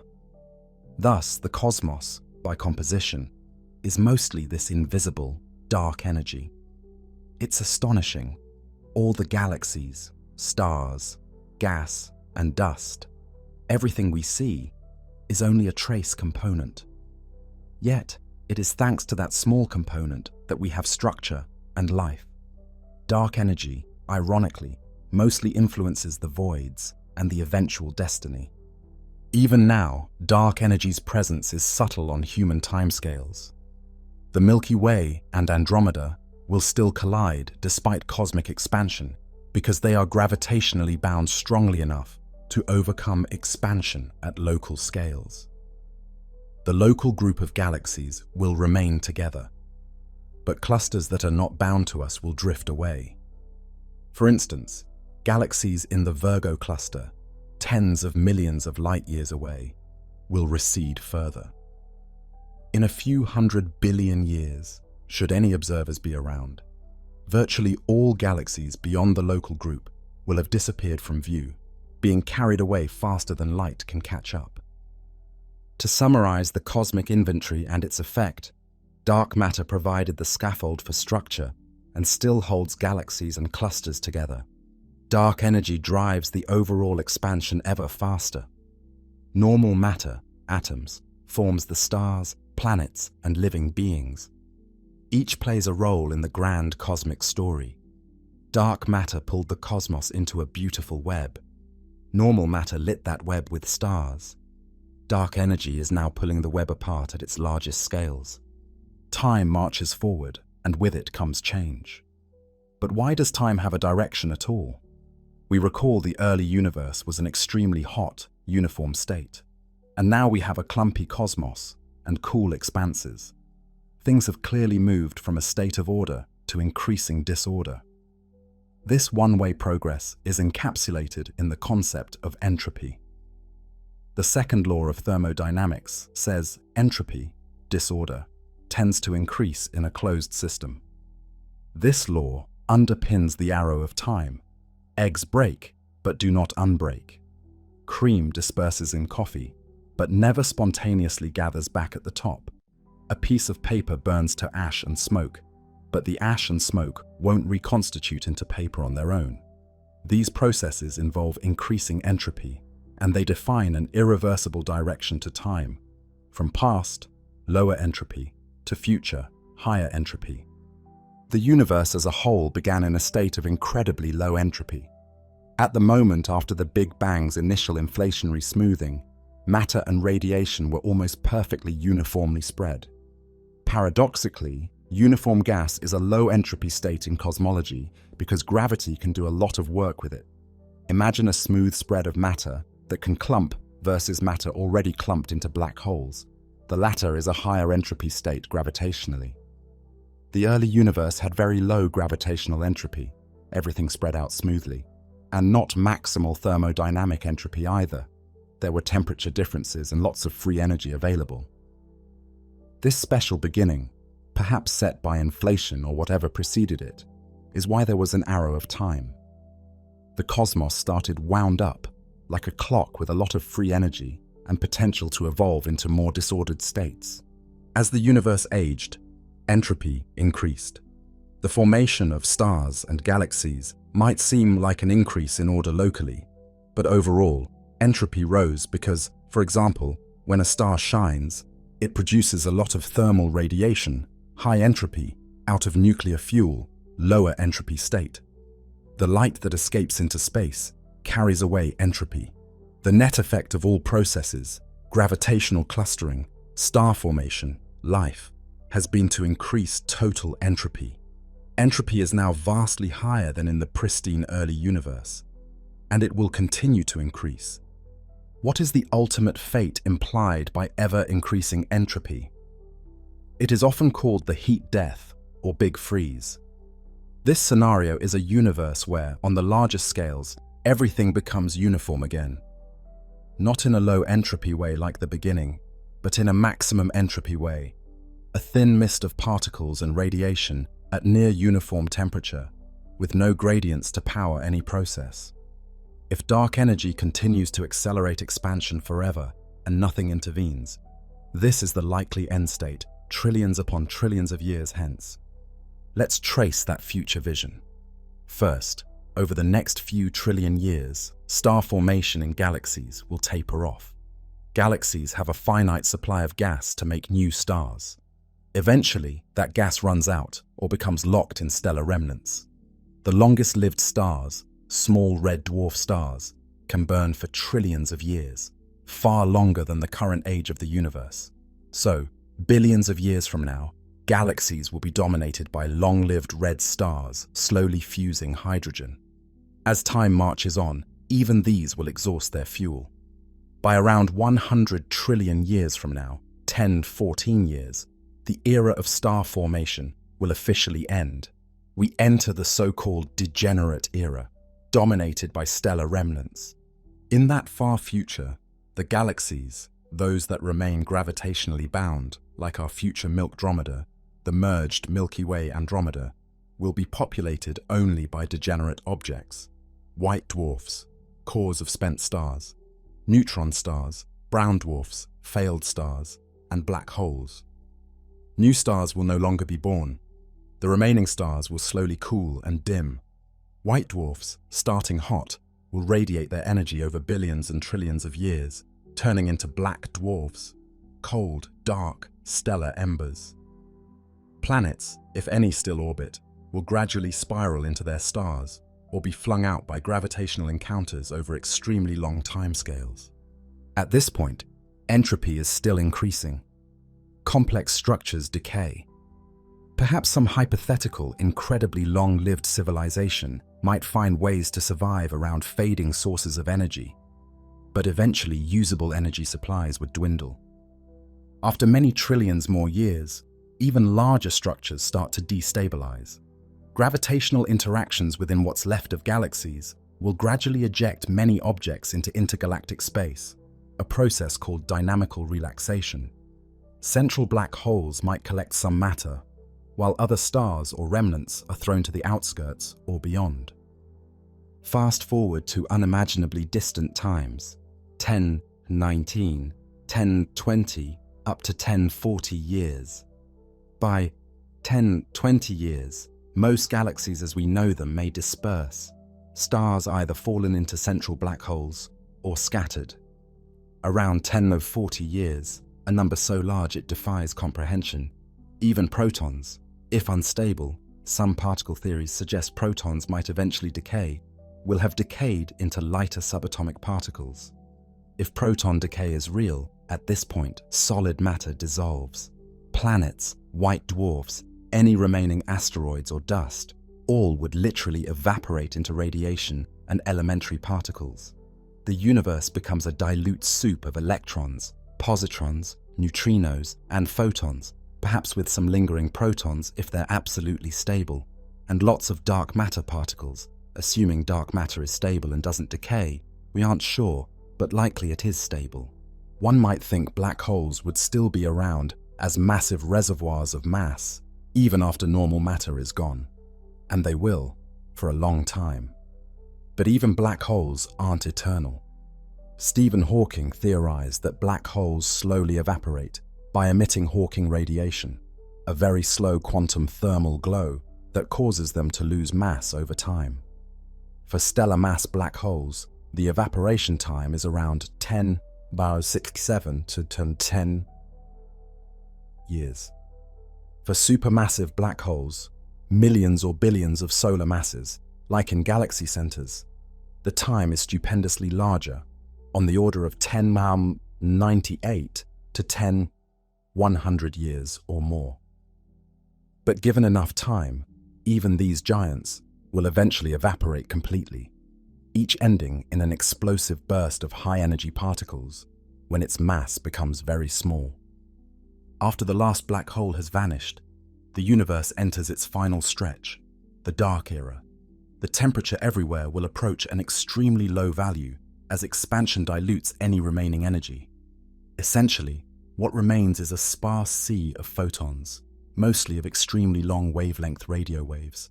Some electrons, positrons, neutrinos, and perhaps some dark matter particles if they haven't decayed, all spread so thin that in a volume the size of our Earth, you might find essentially none of those particles. Entropy is maximized. In a sense, the cosmos returns to a featureless state, not of super-hot plasma like the beginning, but of near-empty cold space. All gradients of temperature or density are ironed out. With no free energy differences, no work can be extracted to power any process. Change virtually halts. This is the heat death. Time would still pass, but nothing of significance would mark its passage. It's a ghost universe, silent, empty, and everlasting, unless some fluctuation eventually breaks the stalemate, which we'll touch on. The arrow of time at that point would effectively cease to matter, because there would be no events to distinguish past from future. The great cosmic drama would have quietly exited stage right. However, this fate assumes a constant dark energy and no new physics intervening. We must acknowledge other possibilities. The universe's end might be more dramatic or lead to a rebirth. One such possibility is the Big Rip scenario. If dark energy is not constant, but instead grows in strength, for example, its equation of state has W1, a so-called phantom energy, the acceleration would become more and more violent. Eventually, even gravitationally bound systems would not hold together. In a Big Rip, first clusters of galaxies would be torn apart, galaxies receding from each other despite being bound, effectively overcoming their mutual gravity. Next, galaxies themselves would be shredded, stars flung out as the space within the galaxy expands faster than the galaxy's gravity can keep up. Closer to the rip, solar systems would unbind, planets would fly off from stars. In the final moments, stars and planets would be ripped apart, and even atoms and atomic nuclei would be sundered in the ultimate blow. The timeline for such an event depends on how phantom the dark energy is. If it were just slightly more negative than 1 in its equation of state, the Big Rip might be trillions of years away, or not happen at all, if it tends asymptotically to a constant. If it's substantially more negative, the rip could happen sooner, though current data suggest dark energy is very close to a cosmological constant, W1. The concept is spine-chilling, the fabric of space accelerating so wildly that it rips apart anything bound. Matter is literally disassembled by the expansion of space. Most physicists consider this unlikely based on current evidence, but it's not ruled out absolutely. If our current best fit is slightly off, the cosmos might end not in ice, but in a singular crescendo of tearing apart everything. Another scenario, the Big Crunch. This is in a sense the opposite of heat death or Big Rip. It's a reversal of the expansion into a contraction.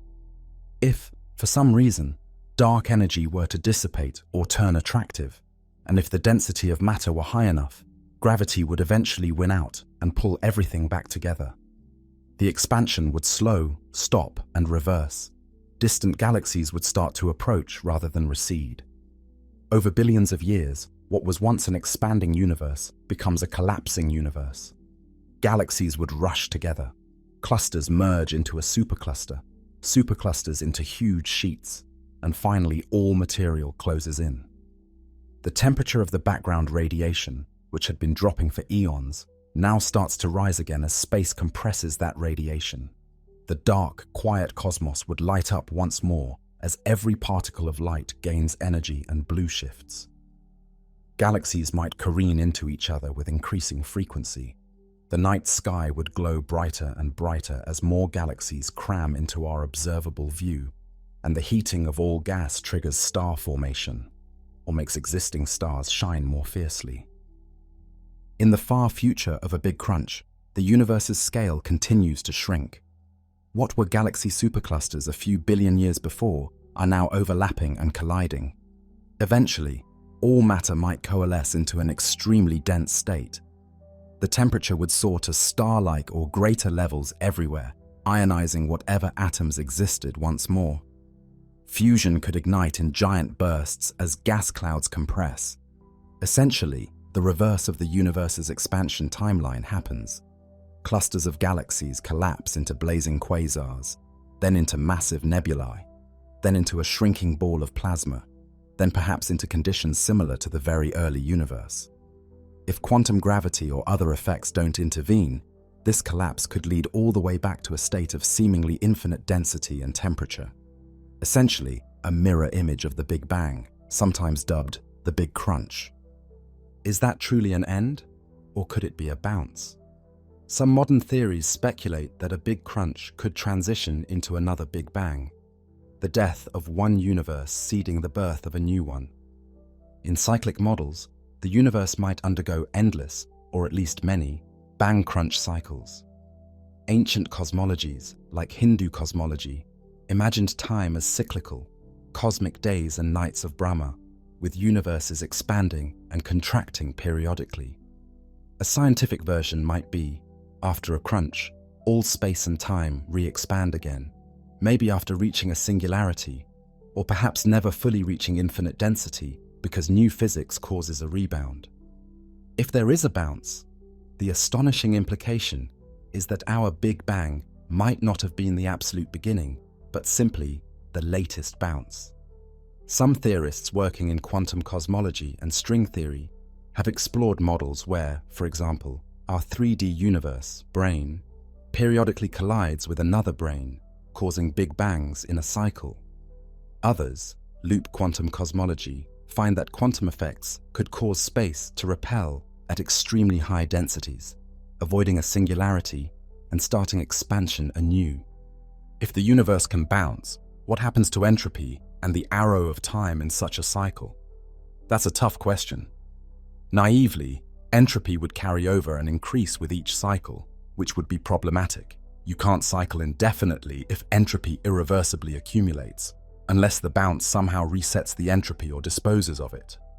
Some proposals, like conformal cyclic cosmology, Roger Penrose's idea, suggest that at the end of a heat-death scenario, when the universe is nothing but photons and essentially devoid of scales, it might be possible to relabel that state as the initial singularity of a new Big Bang.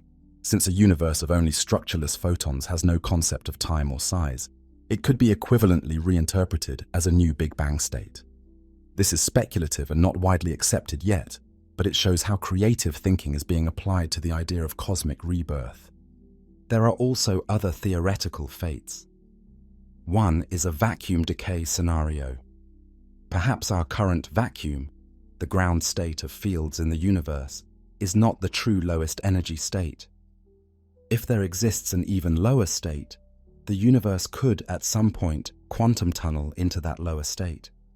If that happened, a bubble of true vacuum would appear somewhere and then expand at near the speed of light, converting everything it touches into a new state of being. Within that bubble, the laws of physics might be different constants, particle arrangements. So essentially, it's like a new universe erasing the old one. This bubble nucleation and expansion would be catastrophic, from our perspective, and extremely fast. One moment everything's fine. The next, a bubble of alien vacuum is rushing through you, disintegrating you, Earth, and every structure. And we'd never see it coming because it expands at light speed. It's a wild idea, but certain particle physics models make it a possibility. For instance, if the Higgs field sits in a metastable false vacuum. Current data suggests it's not highly likely in the near term. If it can happen, it might be trillions of years away or more. Or maybe it's truly stable and won't happen at all. In any case, it's another way nothing, or rather a different something, could be born from our something, effectively resetting the cosmic stage abruptly. Finally, even in the heat-death scenario, some have mused about the possibility of random fluctuations creating new ordered patches. Given infinite time in a static de Sitter universe, the end state with dark energy domination, quantum fluctuations could occasionally, by sheer chance, produce a small region of lower entropy, perhaps even a new Big Bang seed, or a so-called Boltzmann brain, a spontaneously formed self-aware entity out of chaos. While these ideas are thought experiments and lead to some absurd-sounding consequences that physicists debate, often to argue that an eternal de sitter phase might be problematic or that some new physics must intervene before infinity, they speak to the richness of considerations about eternity. Even in an endless nothingness, given unlimited time, perhaps a fluctuation might trigger a new creation event. The probability is incredibly low for any given moment, but in infinite time, the unlikely becomes inevitable. So perhaps heat death isn't truly the end. It could be a plateau before another beginning, in an endlessly cyclic multiverse of fluctuations. This is deeply speculative, verging on philosophical, but it shows that even finality might not be absolute. At this juncture, we've painted possible endings: eternal expansion into heat death, a big rip, a big crunch with possible bounce, or a transition to something entirely different. Each path carries different implications for the arrow of time and for the question of whether the universe has a purpose or just a lifespan like any other natural phenomenon. From what we can tell now, with our cosmological measurements, the most likely fate is an ever-accelerating expansion leading to a very cold, very empty universe. Heat, death. But our knowledge is incomplete. Dark energy could surprise us by changing behavior. New physics, like interactions between dark energy and matter, or a slow dilution of dark energy, could alter the story. Now, let's step beyond even these questions of our universe's fate and ask, is our universe the only universe? For much of our narrative, we presumed that the universe meant all that exists. But modern physics has opened the door to the idea of a multiverse, a larger reality in which our universe is just one part. There are actually different notions of multiverse that scientists discuss. One arises from quantum theory, the many worlds. Interpretation suggests that all possible outcomes of quantum events actually occur, each in its own separate branch of reality. In that view, reality continually splits into a vast ensemble of parallel timelines. That's a kind of multiverse, a branching tree of universes coexisting in superspace. It's a very different concept from universes separated by space. It's more like parallel dimensions or alternate histories. It might not affect our cosmic story directly, so let's set that aside after noting it as an intriguing possibility. Parallel universes where, say, different events happened in history, etc., playing out side by side unbeknownst to each other. The multiverse idea, more relevant to cosmology, arises from cosmic inflation and string theory. If inflation occurred as our theories suggest, the ultra-fast expansion in the universe's infancy might not have been a one-time event that ended everywhere at once. There are strong reasons to suspect inflation is eternal. While it ended in our region, allowing our Big Bang fireball to proceed, in other far-flung regions, inflation might still be going on, endlessly creating more bubble universes. Picture a vast, inflating space-time, a kind of ever-growing foam. Occasionally, in that foam, regions stop inflating and crystallize into hot Big Bang bubbles like ours. Each bubble is a universe in its own right, with potentially different properties depending on slight quantum variations when inflation ended there. Our observable universe would be just one bubble that happened to nucleate 13.8 billion years ago. There could be countless others. These other universes are not located in our space. They are separated by continuing inflating space, which expands so fast that we can never catch up to the neighboring bubbles. They are forever out of reach. Each bubble might have different physical constants, particle content, even dimensionality, especially when combined with ideas from string theory. String theory suggests that the vacuum of the universe, the configuration of extra dimensions and fields, could have many possible states, sometimes quoted as 10 to 500 or more possibilities in the landscape of string theory solutions. Each bubble universe could realize one of those many possibilities. That offers a tempting explanation for why our universe has the peculiar laws it does. If there is a multiverse of all kinds of universes, we just happen to be in one that had the right conditions for galaxies, stars, and life, because otherwise we wouldn't be here to observe it. This is a kind of anthropic selection from a multiverse ensemble. It's important to note, none of this multiverse speculation is confirmed, but it is grounded in serious physics theories. Eternal inflation is a rigorous outcome of many inflation models. Once inflation starts, it generically doesn't stop everywhere, so while one bubble forms, inflation continues elsewhere, leading to potentially infinitely many bubble universes. And in string theory, the many possible shapes of extra dimensions, each giving rise to different physical constants, combined with inflation, virtually guarantees a multiverse. The inflating space fills itself with regions realizing all those options. Can we detect or observe evidence of other universes?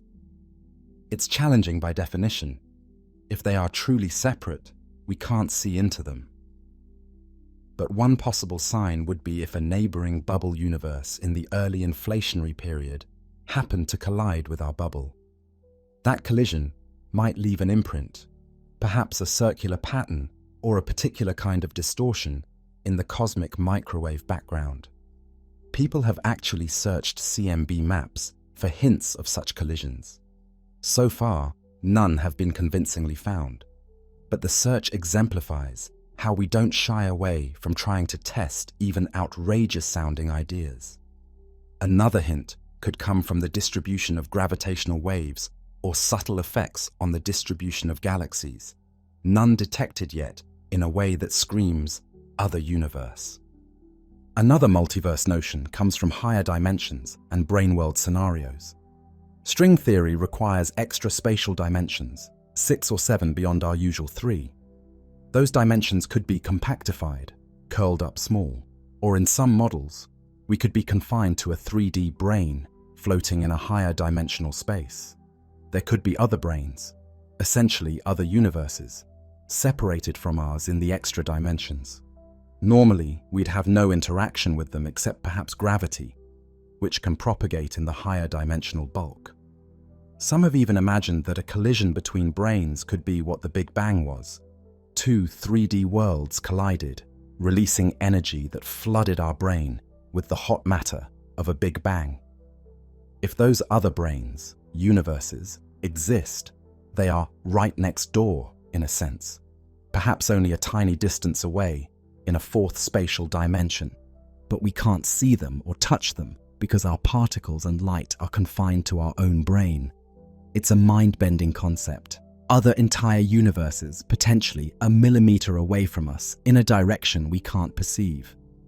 Whether it's bubble universes, parallel quantum worlds, or higher dimensional brane worlds, the multiverse idea profoundly changes the context of our cosmic story. Our universe could be a small chapter in an infinitely larger ensemble. It could mean that what we consider the ultimate beginning, the Big Bang, is just one local event in an eternally evolving multiverse. And it forces interesting questions. If there are countless universes, each with possibly different physics, what does that say about meaning? One could imagine each universe as having its own narrative, its own potential for life, or even intelligence.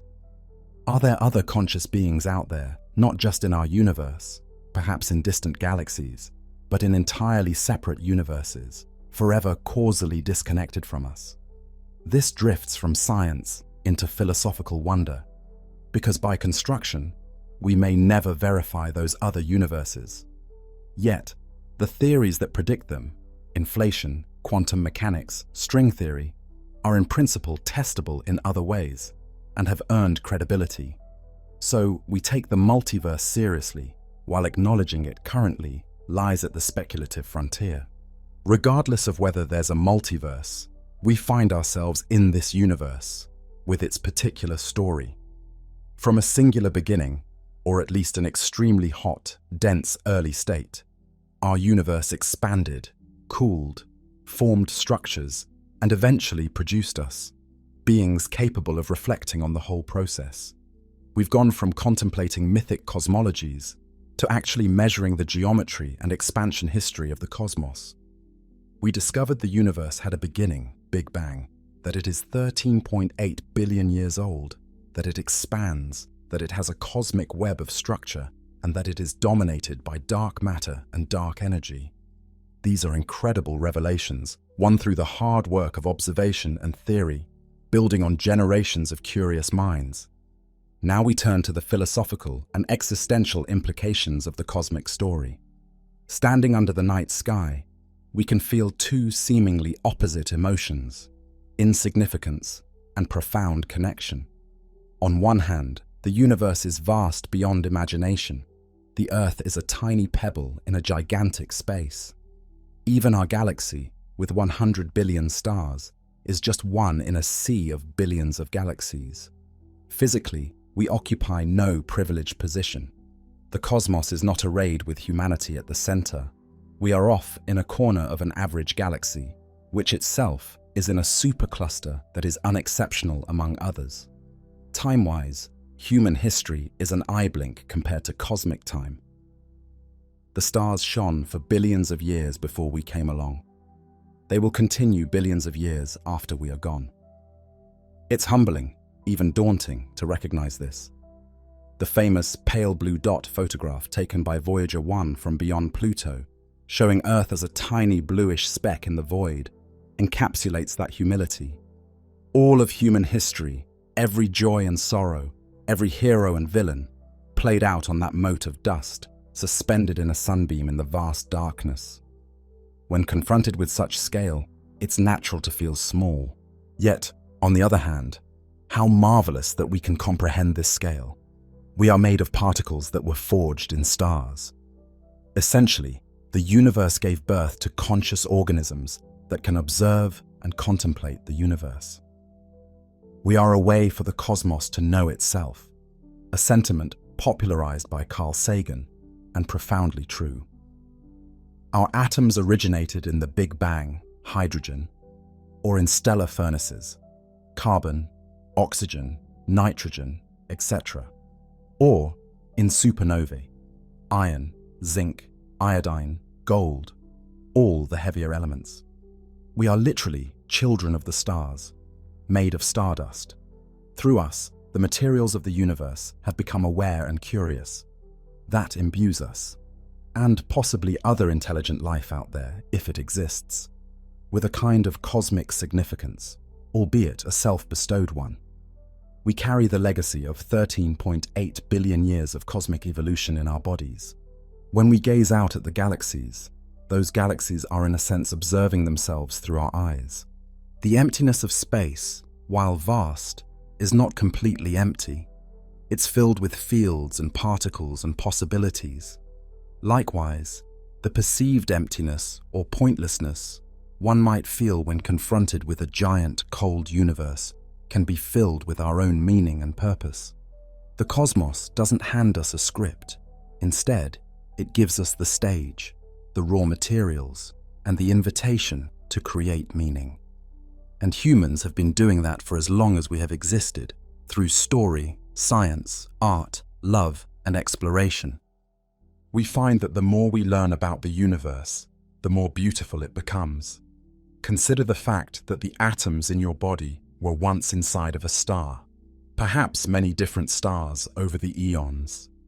In a very real sense, you are as old as the universe, because the matter that composes you has been around since the beginning, apart from some recent transmutations via nuclear reactions. We are deeply connected to the cosmos. Every breath you take contains atoms from all over Earth and beyond, even some noble gas atoms that were forged in the Big Bang. The water you drink contains hydrogen made at the dawn of time. The calcium in your bones was fused in some star that ended its life long before Earth formed. We are a microcosm of the universe. This perspective can evoke a sense of spiritual awe, even in a non-religious framework. It's the awe of existence itself, the recognition that we are part of something vast and magnificent. The American astronomer Harlow Shapley said, "We are akin to the totality of things. The atoms don't belong to us, we belong to them. We are a moment in their journey." The universe's story also imparts lessons. One is the transient nature of all things. Stars are born and die. Even galaxies collide and merge. The universe evolves. change is the rule. On Earth, we see that civilizations rise and fall, species come and go, all part of that cosmic change. But amidst change, there is continuity. The continuity of matter and energy, and the continuity of information passed on. Our Sun inherited matter from previous stars. We inherited molecules from Earth's past life. We pass our atoms back to the Earth when we die. It's a kind of immortality, not personal immortality, but the persistence of our substance and our influence. A star that died billions of years ago in our region of the galaxy, by dying, it seeded the cloud that formed our solar system. In a way, that star lives on through us. Likewise, the choices we make and the knowledge we gain might propagate far into the future, indirectly shaping things we will never see. When we build a telescope and discover something, that knowledge changes the consciousness of humanity, which may alter our future actions and fate. Our cosmic understanding has also, interestingly, circled back to some ancient wisdom. Many cultures intuited a connectedness of all things, or a cycle of creation. The scientific specifics we've learned differ from the myths. The universe isn't literally the egg of a giant bird, for instance, but the emotional thrust that we are part of a greater whole is affirmed more strongly than ever by science. We now see that the same physical laws apply everywhere. We've sent probes to other planets and found familiar chemical processes at work. We've detected light from atoms in distant galaxies and found the same spectral lines as atoms we study in labs. The universe has a unity, and the story of cosmic evolution is a single, continuous narrative from the Big Bang to the present and onward to possible futures. We are a chapter in that narrative. In contemplating the end scenarios like heat death or Big Rip, one can feel despair. Will it all amount to nothing? But one might also find liberation in it. The distant future is beyond our control. What matters is what we do with the time and universe we have. The fact that the universe will end in one way or another does not negate the preciousness of its present. In fact, it enhances it. Just as mortal beings find meaning in life partly because it is finite, the finite window of a lively universe can galvanize us to appreciate its wonders all the more. We live in a cosmic springtime, when conditions are just right for complexity and life. It will not always be so, but how fortunate that it is so now, and that we are here to witness it. There's also a school of thought that even if our universe fades, perhaps life, or an advanced form of intelligence, could in some way continue or influence beyond its own universe. Some speculative ideas suggest extremely advanced beings might even hop between universes or create baby universes artificially. These ideas blur science and philosophy and remain in the realm of imagination for now. But the mere consideration expands our sense of possibility. Perhaps the end of the universe isn't an absolute wall, but just another frontier to transcend for a sufficiently ingenious civilization. It sounds like science fiction, and it certainly is right now, but who can definitively say what a Type 3 or Type 4 civilization, if it could exist, might achieve after millions or billions of years of evolution? Bringing our thoughts back to the here and now, the night sky. It connects us to all of this grand history and future. When you next stand under the stars on a clear night, think about the journey of a photon that enters your eye. Perhaps it left a distant galaxy when that galaxy was young and our planet not yet formed, traveling across expanding space for tens of millions of years, through voids and past clusters, until finally, one night, it ended its journey on your retina, triggering a chemical reaction that led to an image in your brain. In that moment, you, a being of stardust, assembled on an 8-planet minor system around an unremarkable star, catch a whisper from the other side of the universe. And with collective effort, humanity has learned to interpret these whispers, to tell a coherent story of how we came to be. The cosmos is mysterious and beautiful. Every discovery seems to open new questions. We determined the age and shape of the universe, only to find most of its content is invisible, dark matter and dark energy. We may solve dark matter, perhaps a type of particle, and dark energy might remain puzzling or turn out to be a property of space itself. We look for potentially habitable exoplanets, wondering if life arose elsewhere. We tune our radios for possible signals from other civilizations, not knowing if we are alone or one of many. We delve into the quantum foam, attempting to reconcile general relativity, our theory of the very large, with quantum mechanics, the theory of the very small, hoping for a deeper understanding that might unify forces or reveal why the Big Bang happened the way it did. The quest goes on. Through it all, there is a human element that persists: wonder. As the astronomer Maria Mitchell said, "We reach forth and strain every nerve, but we seize only a bit of the curtain that hides the infinite from us." Yet, that bit of curtain has revealed an awful lot, and we continue to gently pull at it. Will we ever see the infinite, or the true beginning, or the full scope of the multiverse? Perhaps not, but the pursuit is part of what makes us human. The same impulse that made our ancestors paint constellations on cave walls and craft stories of creation now drives rockets and equations toward the heavens. Ultimately, the story of the cosmos is meaningful to us because it is also our story. We are not mere spectators. We emerged from this grand process. The hydrogen in our bodies, in every molecule of water, for instance, comes straight from the Big Bang. That means a part of us is as old as time.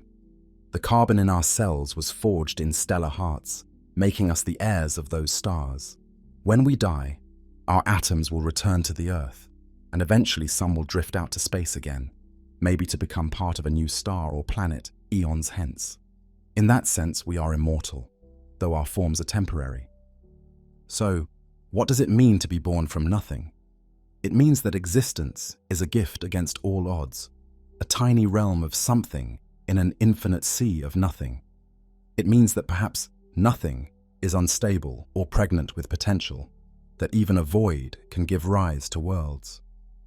It suggests that reality is not a static block, but a dynamic story.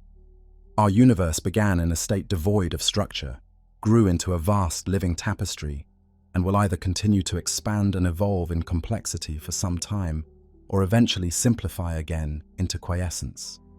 We got to observe a rich segment of that timeline, full of galaxies and life.